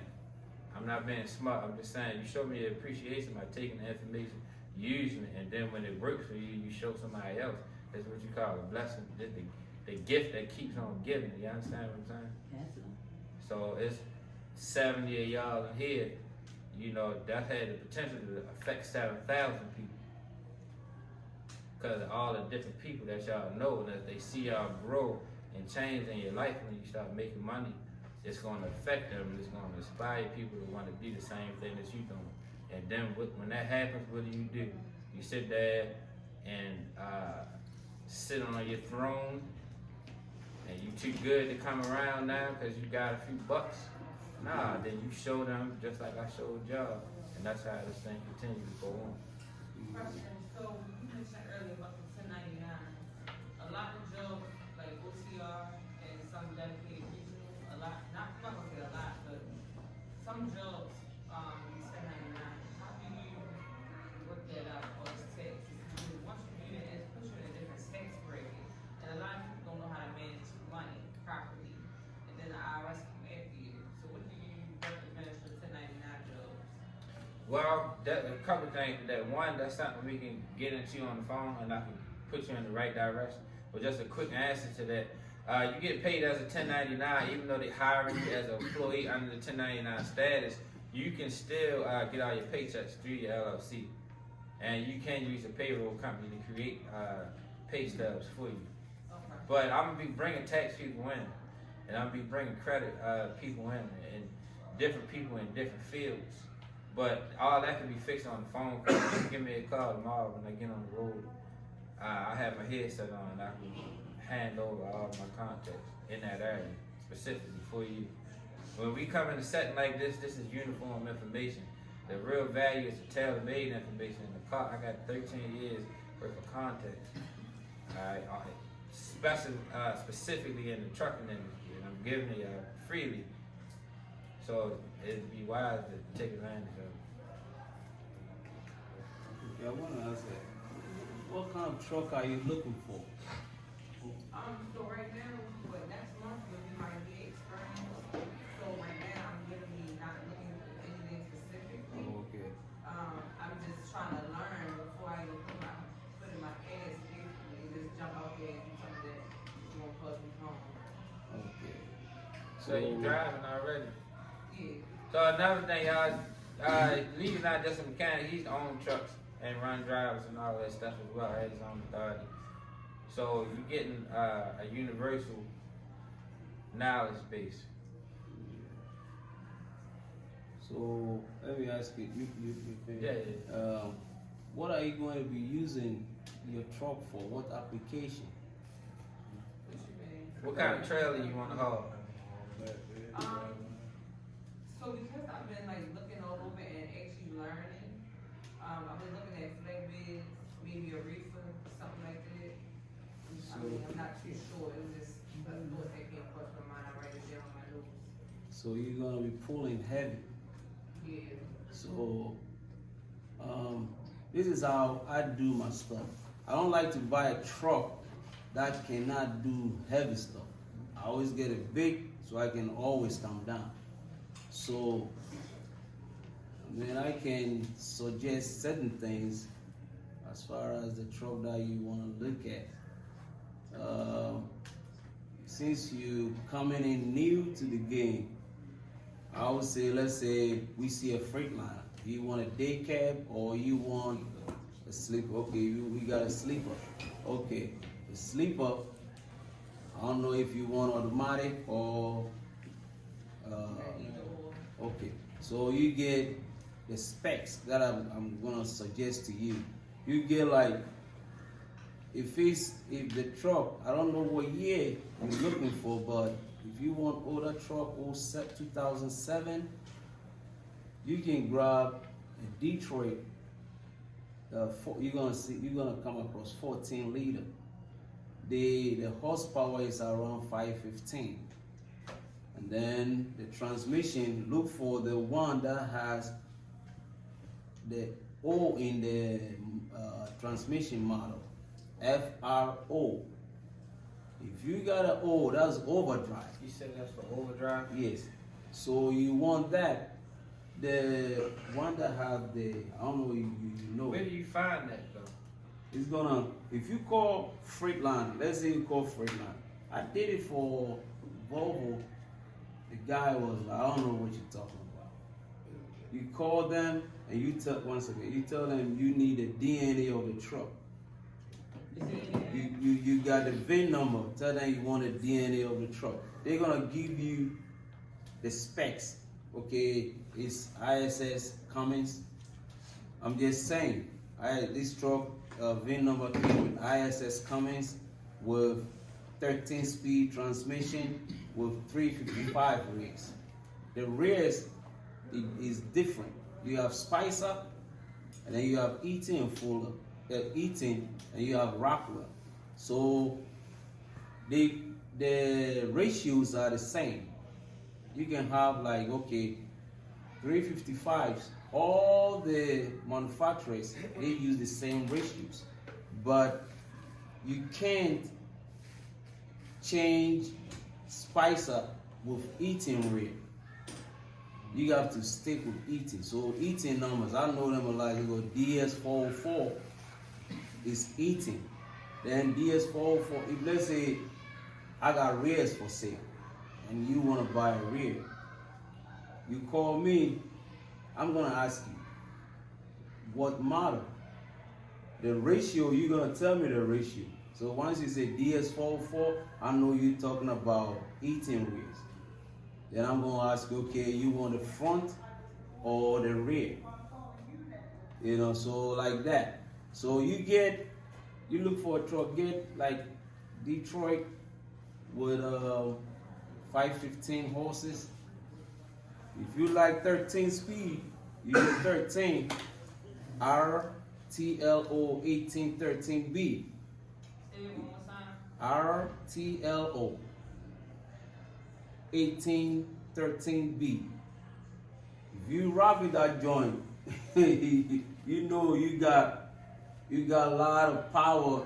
Like the downshifting is real easy. 13 speed. I know a lot of you guys know. You got one. You know, mine's a 10 speed. Oh, okay. So the 13 is really good. Like the progressive. If you got Coca-Cola product and you shifting and you banging the gear, you jerk it. By the time you get to your destination, everything is on the floor. You know, yeah. The 13 is you can't feel it. You know, it's smooth. But you can get a 10 if you know how to flow the gears. You still can do it. And then get the rears. Don't get the 264s. If you got 264s, you can't pull hills. Okay. You stay. They are designed to stay local, and it's gonna do the job. But once you get out of that truck, you're gonna be tired because you're working. You have to change the gears constantly. You know what I mean? So you get, I like from 355s on up. They're gonna pull them hills for you. You know, the 264s, you're gonna work to downshift, you're gonna be working the gears like that. You know, and then, say that again? The 355. And then like the brakes, the park brake, I want a truck with all park brake in the back. Sometimes you look at a truck, they're gonna have, the steer is gonna be service brake, and then the front rear is gonna be service brake, and the rear is a park brake. What do you mean by park brake? Park brake is when you pull your yellow, the red is for the trailer, the red is for the tractor. When you pull it and you're gone, if you are at an incline, the truck is gonna stay there. The park brake is gonna hold the wheels from rolling. So every truck don't do that? Oh, every truck does it, but the setup is what I'm saying. Okay, if you look at some of the truck, they have the service brake, the 30s in the front, the steer. Then you come to the rear, instead of 30-30, they have a set of axles. The front rear might be 30-30s, and the rear is gonna be park brake. I don't like that. I don't like them like that. I want them to be all park brake, 30-30. I want a long stroke. The long stroke give you maximum pressure on the drums.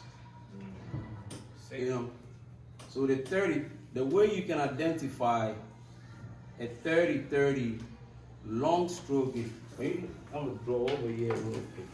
The brake chamber is like that. See like that.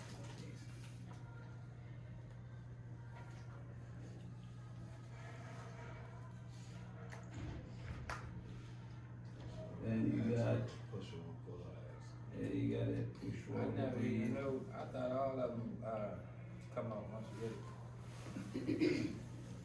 get it. It looked like a brake chamber to me. You like that? It's a brake chamber.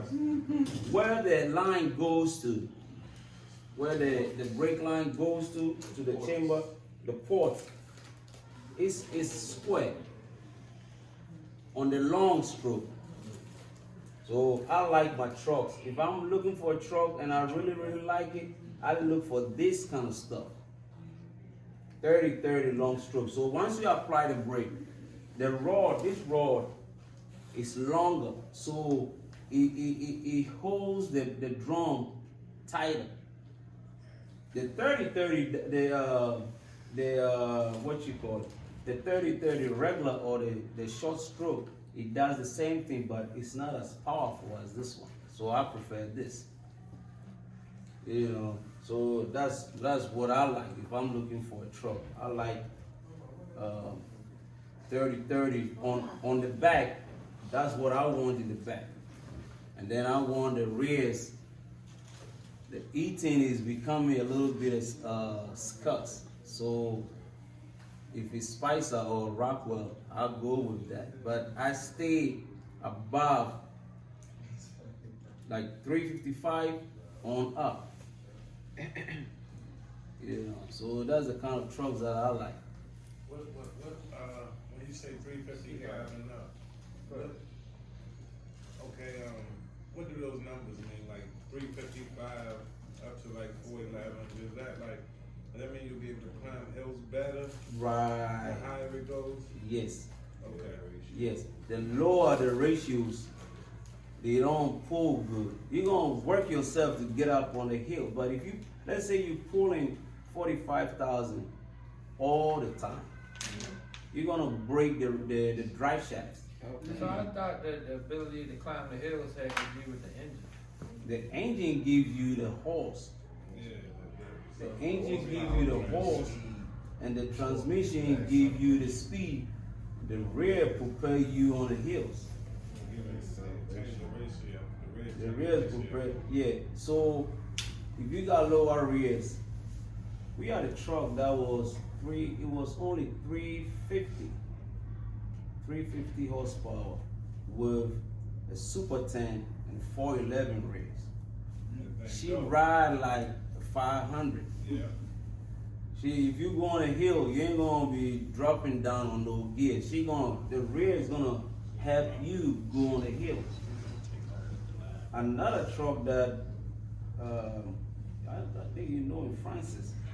Francis, he got international and he goes from the port to where Ace is by O'Donnell Street. And he broke drive shaft 2 times over there. So I was in the shop. He brought 2 axles. The rears are 390s. He said, take them out, put this in for us. And that's what we did. We didn't have to change anything. And it's been good after that.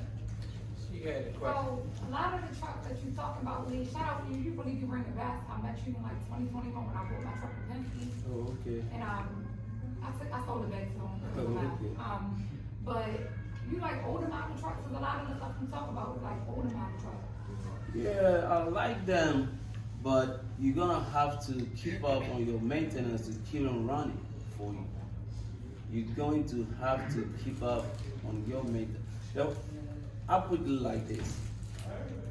We got a guy that gave us a check this Christmas. I thought he made a mistake. He gave me a $7,000 check. So I called him. I said, man, I think you put too many zeros, man. He said, no, that's a third of the breakdown before you came on board. So he got 15 trucks and 20 trailers. We go there once a month. I got my son and another guy. When we go there, sometimes we spend all day, or sometimes we spend 2 days, depending on what we see or what we find. We grease all the trailers, and then we air up all the tires, the wheel lugs, we tighten all of them up. We got airline that we made. We don't need a tractor hooked to the trailers. We adjust the valve. We push it in, we release it, we adjust the brakes. Then we go, if the slack adjuster is no good, we tell them this truck need all slack adjuster change. We don't change only one. Then when they pull him on the scale, they don't find nothing. His CSA scores is good. So his insurance dropped. Right. Then the tractor. We go over there, we grease. What we first do to the tractor, we check all the fluids, we air up all the tires for it. We make sure all the lugs are present. We torque them down to 450 foot-pounds. And then we torque the drive shaft from the front rear to the back of the transmission. We check the transmission fluid, we check all rear fluid, all the fluids. He left the keys on the truck. So we start the truck up. After we check, make sure all the fluids are good, we start the truck up. They build air. We start all of them. They build in air. Then I check. First I check for leaks, the chambers and all. I know how to do them. So once I cut them off, we're listening. If there's a leak here, we're right. This truck is losing air pressure. Is this, that? So we give him all the breakdown. Every month you call, this truck is taking too much money, find out what is going on with it. Then we go over there and say, well, What do you mean taking too much money? like we using too much oil on the engine. Power steering fluid is getting low, so it's leaking. So he don't understand why he should buy power steering fluid for this truck while the others don't need it. Right. So he said, check this truck for me. We had a truck that was giving issue. That truck, she run better than all the trucks, and she takes more money out of all the trucks. He said, put it out of service. So he sent it to Richie Brothers, and somebody bought it. It's not a bad truck. It's just that it needs constant maintenance. You see a hose, you gotta tighten it. It's just as soon as you start it, 5 minutes, she run hard. It's not smooth as the other truck. She gets different. So once we took it out of service, all the trucks the same. So that's what we talk all the drive shafts, and once we started doing it once a month. But when you get into the 8 months, then you're gonna start having a lot of problems. Okay, this rear is leaking, and then the breathers on the differential, when they get stuck, when you look on the rear, it's gonna be like a little breather on the Differential, that's the pumpkin. right. It's breather on there. When it's clogged, it causes the wheel seals to leak because it's not breathing no more. It's creating pressure inside. So it's either the front seal gonna blow or the hub seal is gonna blow. So anytime we go around, we clean it, we make sure it's spinning, and then like little stuff we do for him. So it's been good. Saving the money. Right. Not the point that don't get it mistaken that if you buy a newer truck that you're gonna be spending less money on maintenance. Is what he said about if you get an older truck, you're gonna have to stay on top of it. But newer trucks have so many electrical issues, DEF, if you got it on there, and even if somebody deleted it and they didn't delete it right, and then with all the other sensors and going into D-rate and stuff. So I, once upon a time, thought buying newer trucks would be better, and I have since changed my mind. But I'm not necessarily in favor of buying trucks and trying to rebuild them if you're looking for a big, pretty show truck. If you're gonna do that, you might as well buy one that's already restored, in my opinion, unless you do mechanical work, because it's gonna cost you around the same much to repair and to get it looking how you would want it looking. As far So as then appearance. would you do like maybe a 2015? I'm trying to No, you want to stay under 2007 because it don't. 2007 they started adding the DF, and prior to that you don't have it. And depending on what type of trucker you want to be, if you get an engine 99 or older, you don't need a log. If you buy older rebuilt engine. The next like 5-10 years, they started trying to crack down on them older trucks though. Well, they actually having conversations about getting rid of emissions in the DEF system. So there's talks of that right now. There's talks of CAT coming back and making the engine if they do that. So it's politicians. You gotta watch where the money from. Wherever the money go, that's what's gonna happen. They gonna talk a whole lot. So it just depends on where the money and who benefited from it. I'm sorry. So, But I'm learning a lot from what you talking. Okay. if someone is getting an automatic, would you say the same specs? The automatics, I don't like the Volvo automatics. You don't? This is how I'm looking at everything as far as getting into the trucking business. You want to keep most of the money to you. Right. You're gonna give me some of it, but not a whole lot. It's maintenance. You're gonna give the mechanic a little bit. Yeah. You want to keep most to you.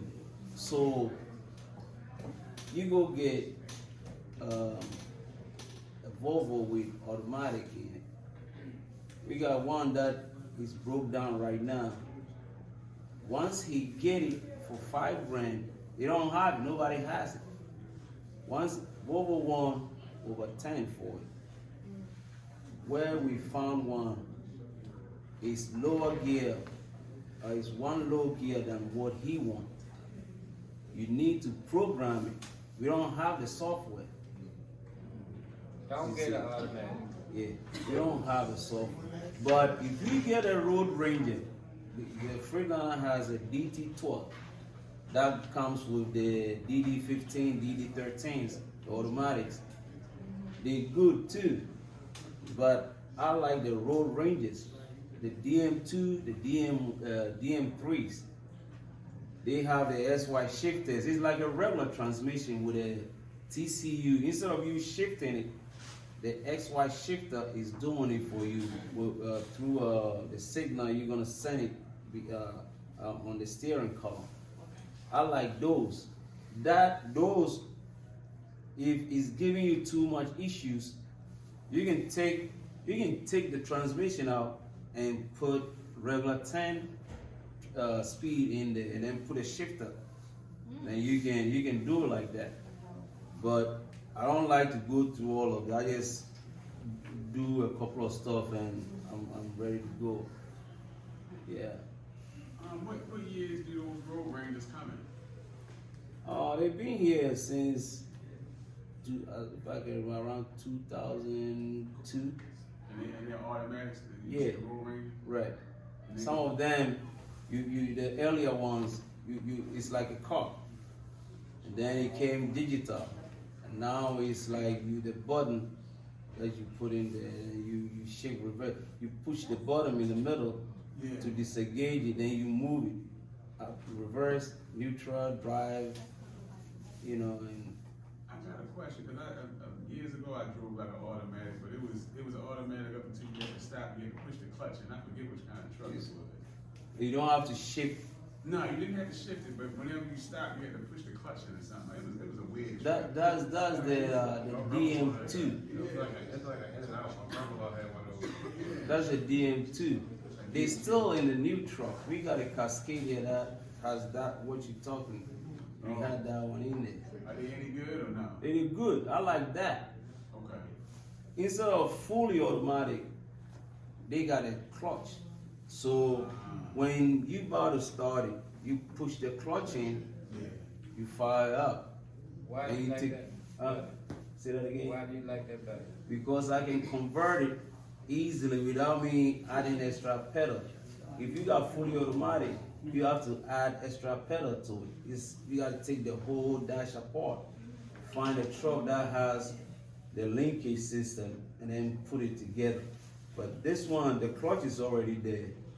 If you don't like it, you just put a stick, you know, and then the clutch is already there. Is it expensive to convert it over? Like, say like I got one of those trucks and I didn't like it, I wanted to convert it over to manual. Is it expensive? It's not expensive.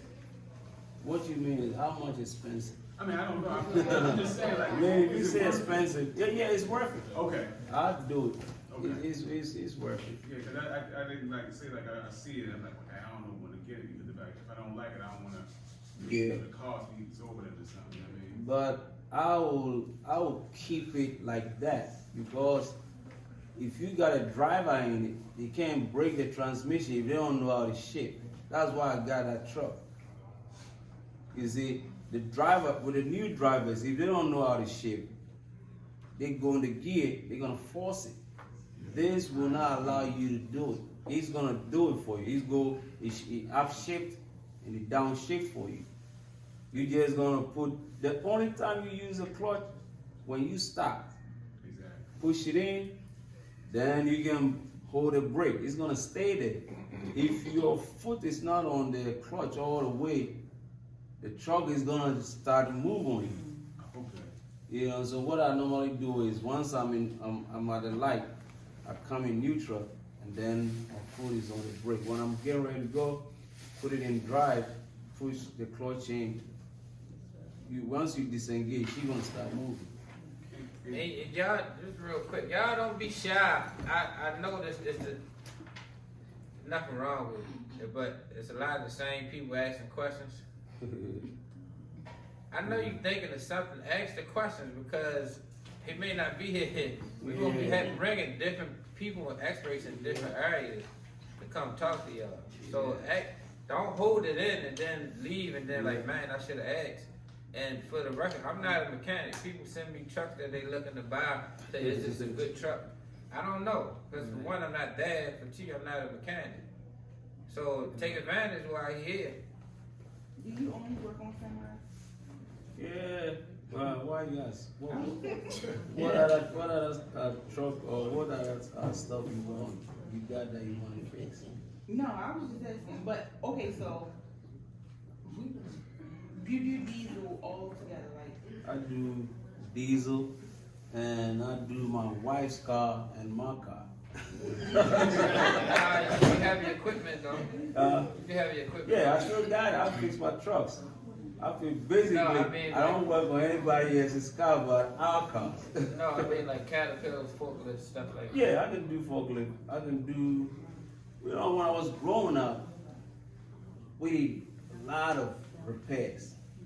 And when I came over here, I thought I forgot. But I worked with this guy, he's an Italian guy. He used to take these bulldozers to Caterpillar and get them to rebuild the transmission. And when I was a little boy, my father, he said, fix this, fix this. So we used to do them, me and my brother. So I told him, I said, man, I can fix this. He laughed at it. And then the other mechanic was like, you see if you can fix it. So they brought all the parts. And I was able to, it's like friction, clutches and all. I did everything. You know, they don't have steering wheel. So if you go in here, you gotta lock this gear and this is gonna take you over. So I fixed it and he started giving me the contract. Instead of taking it there, they were charging 36 grand to get it done, and he was giving me 15. So if I do one check a week. If I do it a week, my check like 15,000 and some change. That's good. And then also, that's what I talked about last time. It's a big demand for drivers, but it's also a huge demand for mechanics. Anybody here that owns trucks knows sometimes it's hard to get a hold of a mechanic right when you need them. That's not because they're ignoring you. A lot of times they got long-term, loyal, good-paying customers that they have relationships built with. So for people that's looking to get in it's money in that industry as well. But Once you gain love your it. experience. You gotta love it. Yeah, I know. You gotta love the mechanic to get into it, because it's gonna beat you physically, and then it's gonna drain you. If you don't have people that you know that you can link with them, you're gonna have somebody's truck, and the truck gonna be your possession for a long time. If you don't have people, we swap an engine. I was sick at the time, so I go over there and operate the fork. I said, drive the transmission. You take it. So we did everything. Truck won't start. The guy who fixed your wire, he came down there and started. It's something that we were overlooking. He came there. He called me. He's, you guys forgot to connect this wire. When you turn the key to start it, it goes to a magnetic switch and it goes to the starter solenoid. The wire is coming, but it's not connected. When we took the engine out, we cut it. But I wasn't there. They put the engine, we tried to start it. Everything is good. Once he connect that wire, the truck fired up.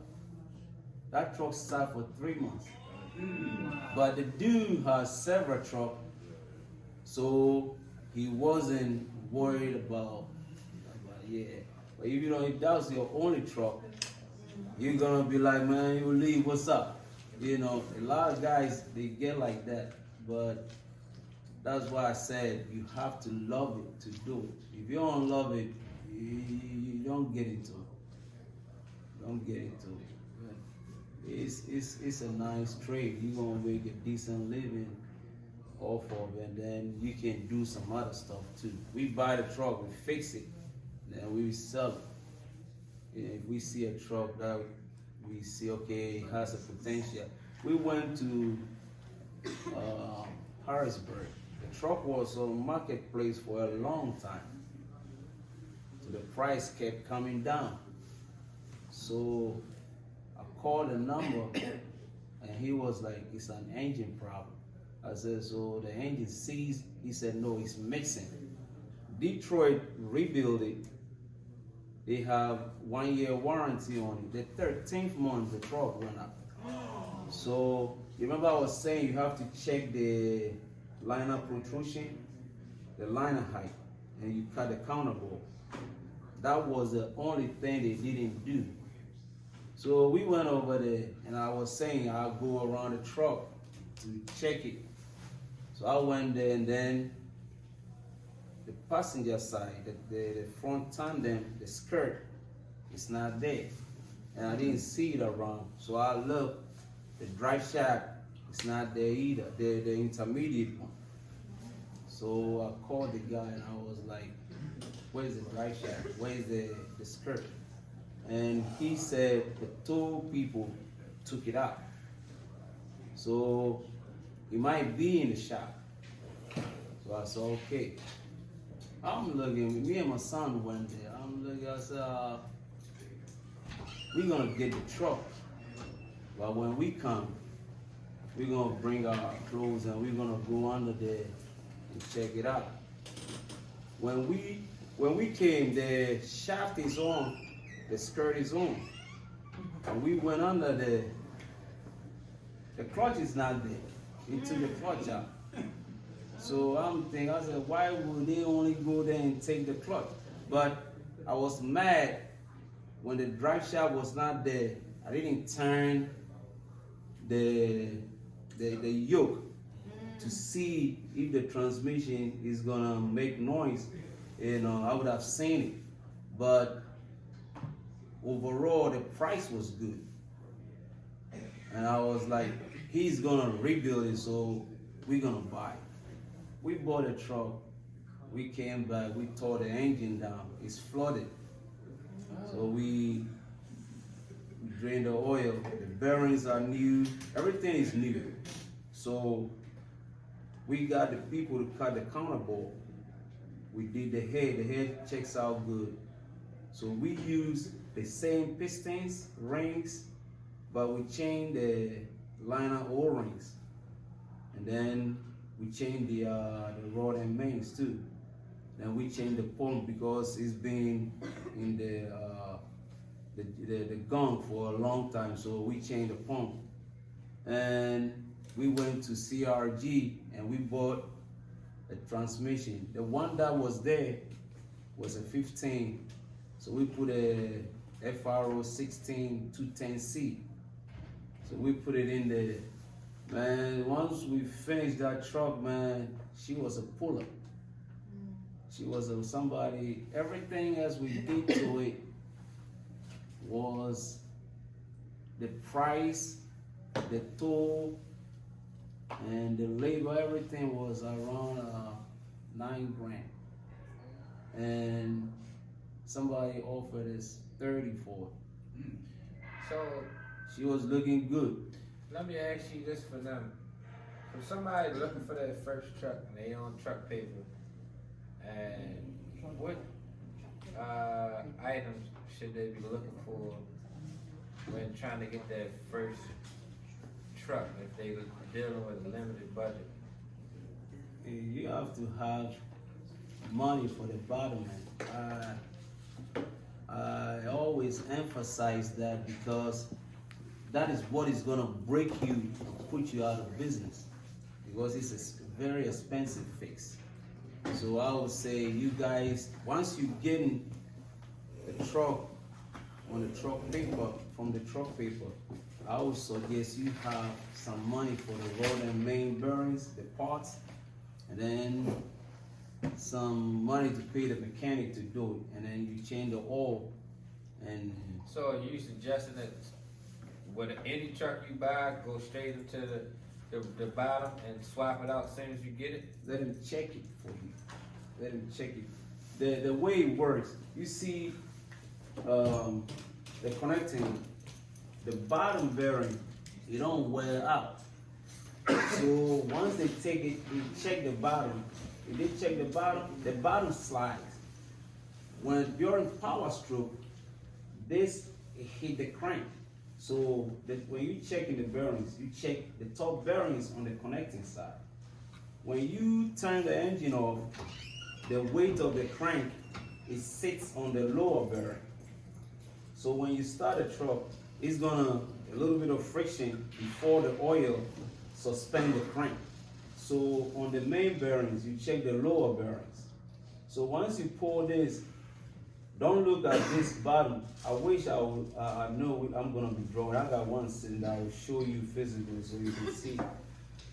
You check, once you're gonna push this up, and then you're gonna take the top bearing, or you use a flashlight and you look at this part, the upper bearing. And then the mains, you check the lower bearing. If it's showing copper, go ahead and change it. So it's not the engine you need to be worried about, it's the bottom end. It's the bottom end. Don't worry about the engine. Everything else, if this, I think I got a bearing in my truck.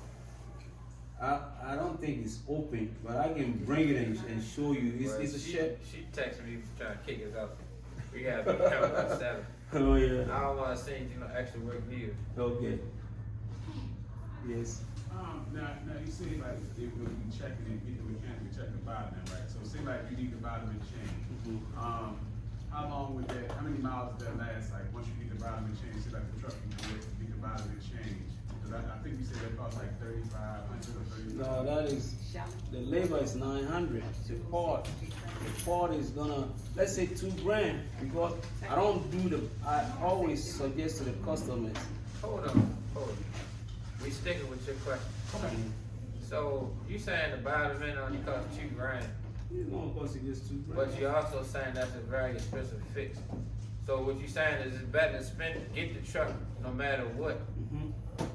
Spend the $2,000 so it don't cost you the 30 you was talking about earlier. That's right. Okay. That's right. So, Just spin it, regardless. right. Instead of it throwing the rod and putting a hole in the engine, now you got a big repair for something you could have avoided by Right. spending the money up front. I don't like the oil sample too much. I like to physically go out there and look at it. You know, And how many miles, like you were saying, how many miles does that last after it's done? it depends on you. It's supposed to last, if you're the Detroit, it's supposed to give you 1,000,000 miles. If you change the bottom. If you change, that's what it's supposed to give you. It's not supposed to lie. So, let's say you don't add Lucas to your oil. Lucas is yeah, the oil stabilizer. You don't add it. If you don't add it, the friction is high. Let's do this. Let's say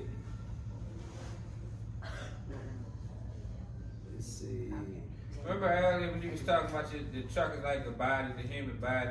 Mm-hmm. So the Lucas and these different additives is Right. like you putting vitamins in your body, or you taking some type of health supplement. So I'm guessing that Lucas is to help take the heat off of the stabilizing. Okay. Don't take me for that. okay, this is the crank. Okay.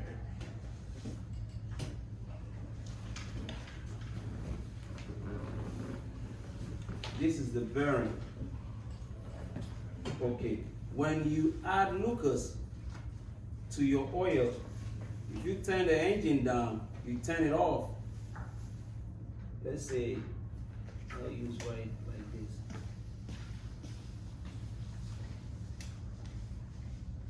The Lucas, it still stays there when the engine is off. It doesn't fall to the wall. All of it drains down, but not all of it. The property of the Lucas is like a grease almost. It stays there. Okay. Once you start the engine back up, there's Lucas oil already there. It protects the bearing from friction. Okay. Let's draw another crank. Like that. I don't know if I drew it.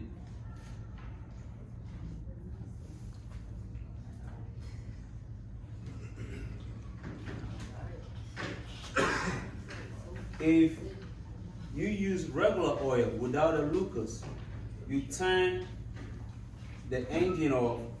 Now let's say this is going to be right here.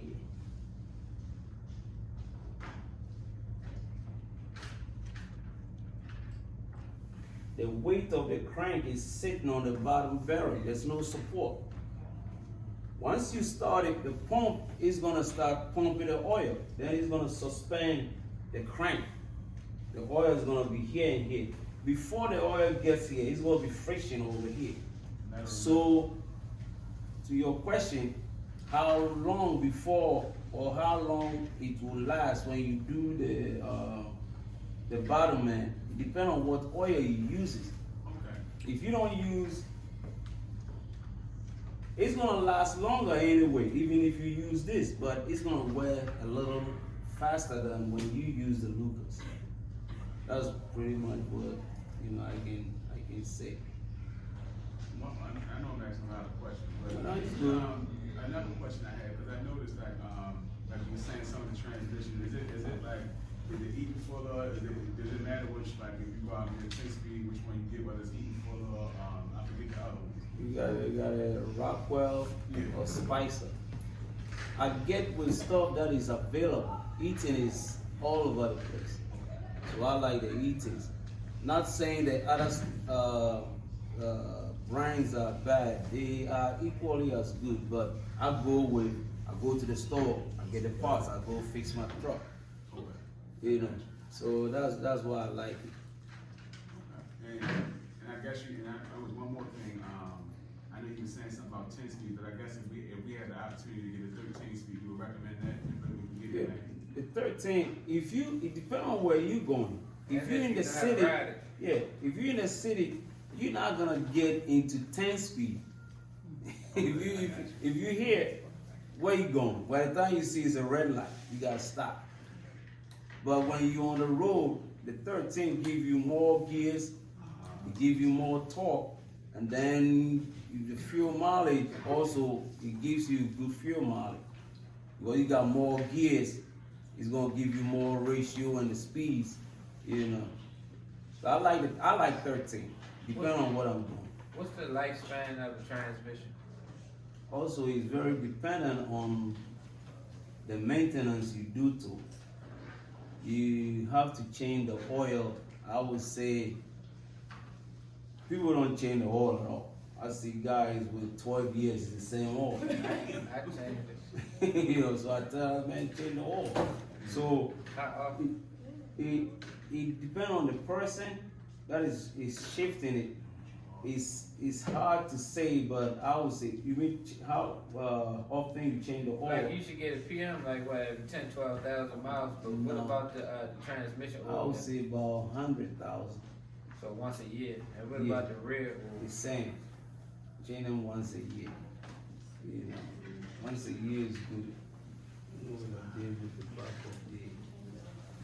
Put it down now.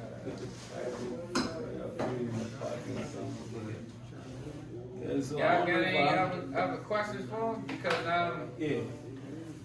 I hear you speak on the transmissions and the torque ratios, you know, from the back and all that. What about the turn ratios? You know, some people coming in, some trucks like turn wider, you know, Right. might be more difficult, especially if you're in the city. Yeah. You know what I'm saying? Yeah. So like, what would you recommend? Well, if you're a good driver, you like long nose, you ain't gonna have a good turning radius because the wheelbase is long. We are the classic that turns really good, but it's a short nose. But what somebody did to it was, it's a stop bolt at the back of the spindle. They took it off. So instead of turning a little bit to stop, you can go almost to the side. And what it was doing was, it was putting too much pressure on the kingpins. You know, so I like it. I want to be able to go in places real easy, then I'm gone. So with good turning radios, that's what I like. But I know guys, they got, he got a man right there. He got on the road with him, so you know, when I go on the road with him, he give me like hands on, like he tell me everything from, you know, I'll question him until I fall asleep. Right. But yeah, I'll question him and like from free trips to on the road to Right. why you doing this, like that's what I do. Yeah. I ask questions, and that's one of the questions he tell me like, you don't want to fall off this Kenworth. Yeah, he ain't doing no pre-trip. Pre-trip your truck. Yeah, sure. You know what I'm saying? Nah, I'm not joking him, but most drivers don't do full pre-trips like they taught in school. Right. Thank y'all, I appreciate that. Yeah, exactly. Yeah. So, like I said, Why you don't come up to the front? yeah, the turning radios Come back to the is front. very important. If you drove for a while and you like them big long nose and stuff, in a you minute. can get one because at that time you already know, okay, if I turn it this way, you're gonna do a lot of pull-ups. You know, but once you drive for a while, you know, okay, I got this big whip. I gotta turn right here. You know, it's gonna take you, but you're gonna have to pull, go like, the one with a good turning radius get you in real quick. But like his joint, you're gonna go like 2-3 times before you get it. That's the only thing. But if you love big nose, you can grab one. They're nice. they designed to take the abuse. They're not in the shop a lot. They are not in the shop a lot. The little trucks, they get beat up. You know, you do containers, they go through the bushings a lot. You know, yeah. Now, now you were saying like, environment, one of the things we gotta worry about, like when we buy a truck and that, you check it out. Will we worry about the transmission also? And I'm guessing the top end not as important because it's not taking as much pressure. Am I right? Say that one more time. I said, now you were saying about like the bottom end, like when you buy the truck, you know, you Yeah. check it out and you change it out, right? Right. Should we worry about the transmission also in the top end? Or I'm guessing the top end is not as important because it's not taking as much of a beating as the bottom end. You mean the top end of the engine? Yeah, Right. top end. Yeah, it's not expensive fix. It's not gonna cost you to take the whole engine out. Depending on the damage. You know, if the cylinder head is damaged, you can replace it at you know, not expensive cost. Can I say You know, something? yeah. And you asked real good questions too. Thank you. The bottom end is going to cause you to have to scrap the whole entire engine if it throw a rod and put a hole in the block. Right. The other engine issues can be fixed with an end frame Right. because the block is still good. But Yeah. once the bottom end goes, it has the potential to destroy the whole. Then you're going to be in what we was talking about earlier, the $25,000-$30,000 repair. Yeah. Well, swap for a new engine or a used engine when if the bottom end was good, the worst you're looking at was the end frame. And I just did one of the kit. I think I paid like $4,000 or $5,000 for the kit. So that's what the bottom end is going to cause you to have to do the whole engine. Okay. So a $2,000 fix is going to save you a $30,000. Right. And then, like I saw, I guess the transmission is not as expensive as the bottom end or the. No, it's not expensive. That's why I was saying, find a mechanic and you tell him this is what you want him to do. Check your fluids for you, or you can go under there yourself.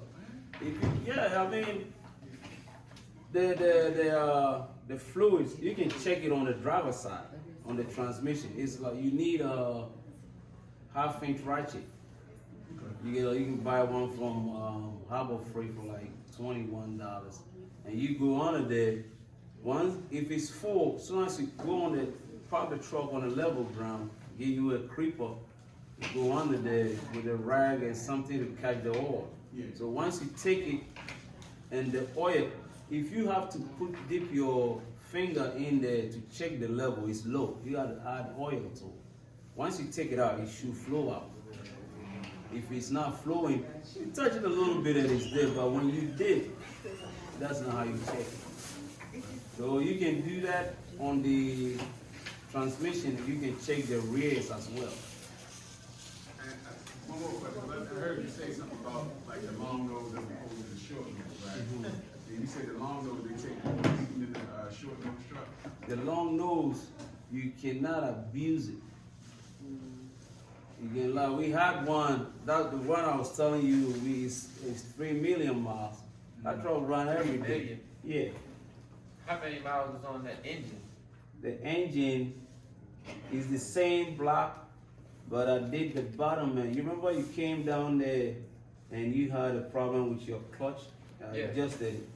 At that time I was rebuilding the bottom end. That was the first time. And then 3 years later, I did it again, the bottom end again. So I did the bottom end twice, and then I rebuilt the whole engine. So when I rebuilt the engine, that was 6 years ago. This December, I changed the bottom end and I did a crank. And say that. No, the red classic that used to come around. 3 million mile truck. Yeah, it's 3 million on it. She go to work every day. But I went on 83, I think Thursday, he told me he started to add oil. So we're gonna end up overhauling it again. The bottom end, right? Everything. He's putting a gallon, I don't consider it adding oil to it unless I'm adding 3-4 gallons a week. He putting 1 gallon a month. That ain't losing no, but his engine is dry. You know, but so that's why I was saying the rings are worn out, so the engine is burning. Oh, it's not leaking, but it's just burning off. It is burning off because it's supposed to, the piston ring is supposed to scrape the oil to come here. If it's warm, it's gonna go back here. Combustion takes place over here. It's gonna burn. Yeah, so. Yeah. Any more questions? I'll call you.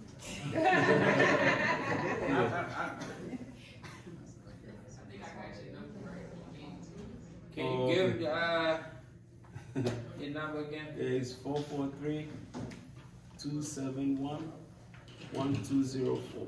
I do have a statement. I want to thank you, man, because there was a lot of stuff that was going through my head. It really changed especially my mind, because it was like, you know, especially us, you know, we do want to go out there. I was against like the older trucks. I'm like, man, if I get one of the older trucks, if I get out there and they break down, I don't know what I'm gonna do. But what you said, like just adding, you know, vitamin and doing some other stuff to it. It seemed like it might last a little bit longer than the big trucks. But like Sean was saying, with all these sensors and stuff, you're gonna run into more problems than you would run with the older trucks. Right. You know what I'm saying? So I appreciate that, man. Yeah, Thank you. You're gonna run into higher cost problems. High cost, right. Yeah. When that new truck go down, when it go on the D rate, you ain't going nowhere. Yeah. Except for wait for a tow truck. Yeah. I'm going to the shop, and they gonna charge the hell out of Right, it. right. Yeah, yeah. If you call me, I don't answer. Just test me, because I'm gonna test you back. Because sometimes we work at a spot over here at the port. There's no signal, so if you calling me, the phone might not hear it. Yeah, so. Now don't abuse your access to them. Alright. As long as I can give me some bread. Yeah. See that again? Yeah, I want to hire mechanics, but if they break stuff and they don't tell me, I don't like it. You know what I mean? Yeah, you know, when you bring your truck, you bring the truck, and let's say I let another guy work on it. If you break something and they don't tell me, if you pick the truck and something happens, you're not gonna have the trust in me no more. You know, so I got one guy from Mexico and my son. So with them, I told them, well, look, if this thing breaks down, just both me and you will lose it. So you see anything that you don't like, bring my attention to it, so we can address it. And so far, it's been good. It's been good. I like to train. I don't want mechanics, but I like to train them. Yeah, if you want to learn, we're ready. Ain't nothing to it. Yeah, ain't nothing to it. I appreciate you, man. You got my number. I told we get ready to get a shop on Urban Avenue. When I leave here, I'm going to check it out. So once we get it, you can come in.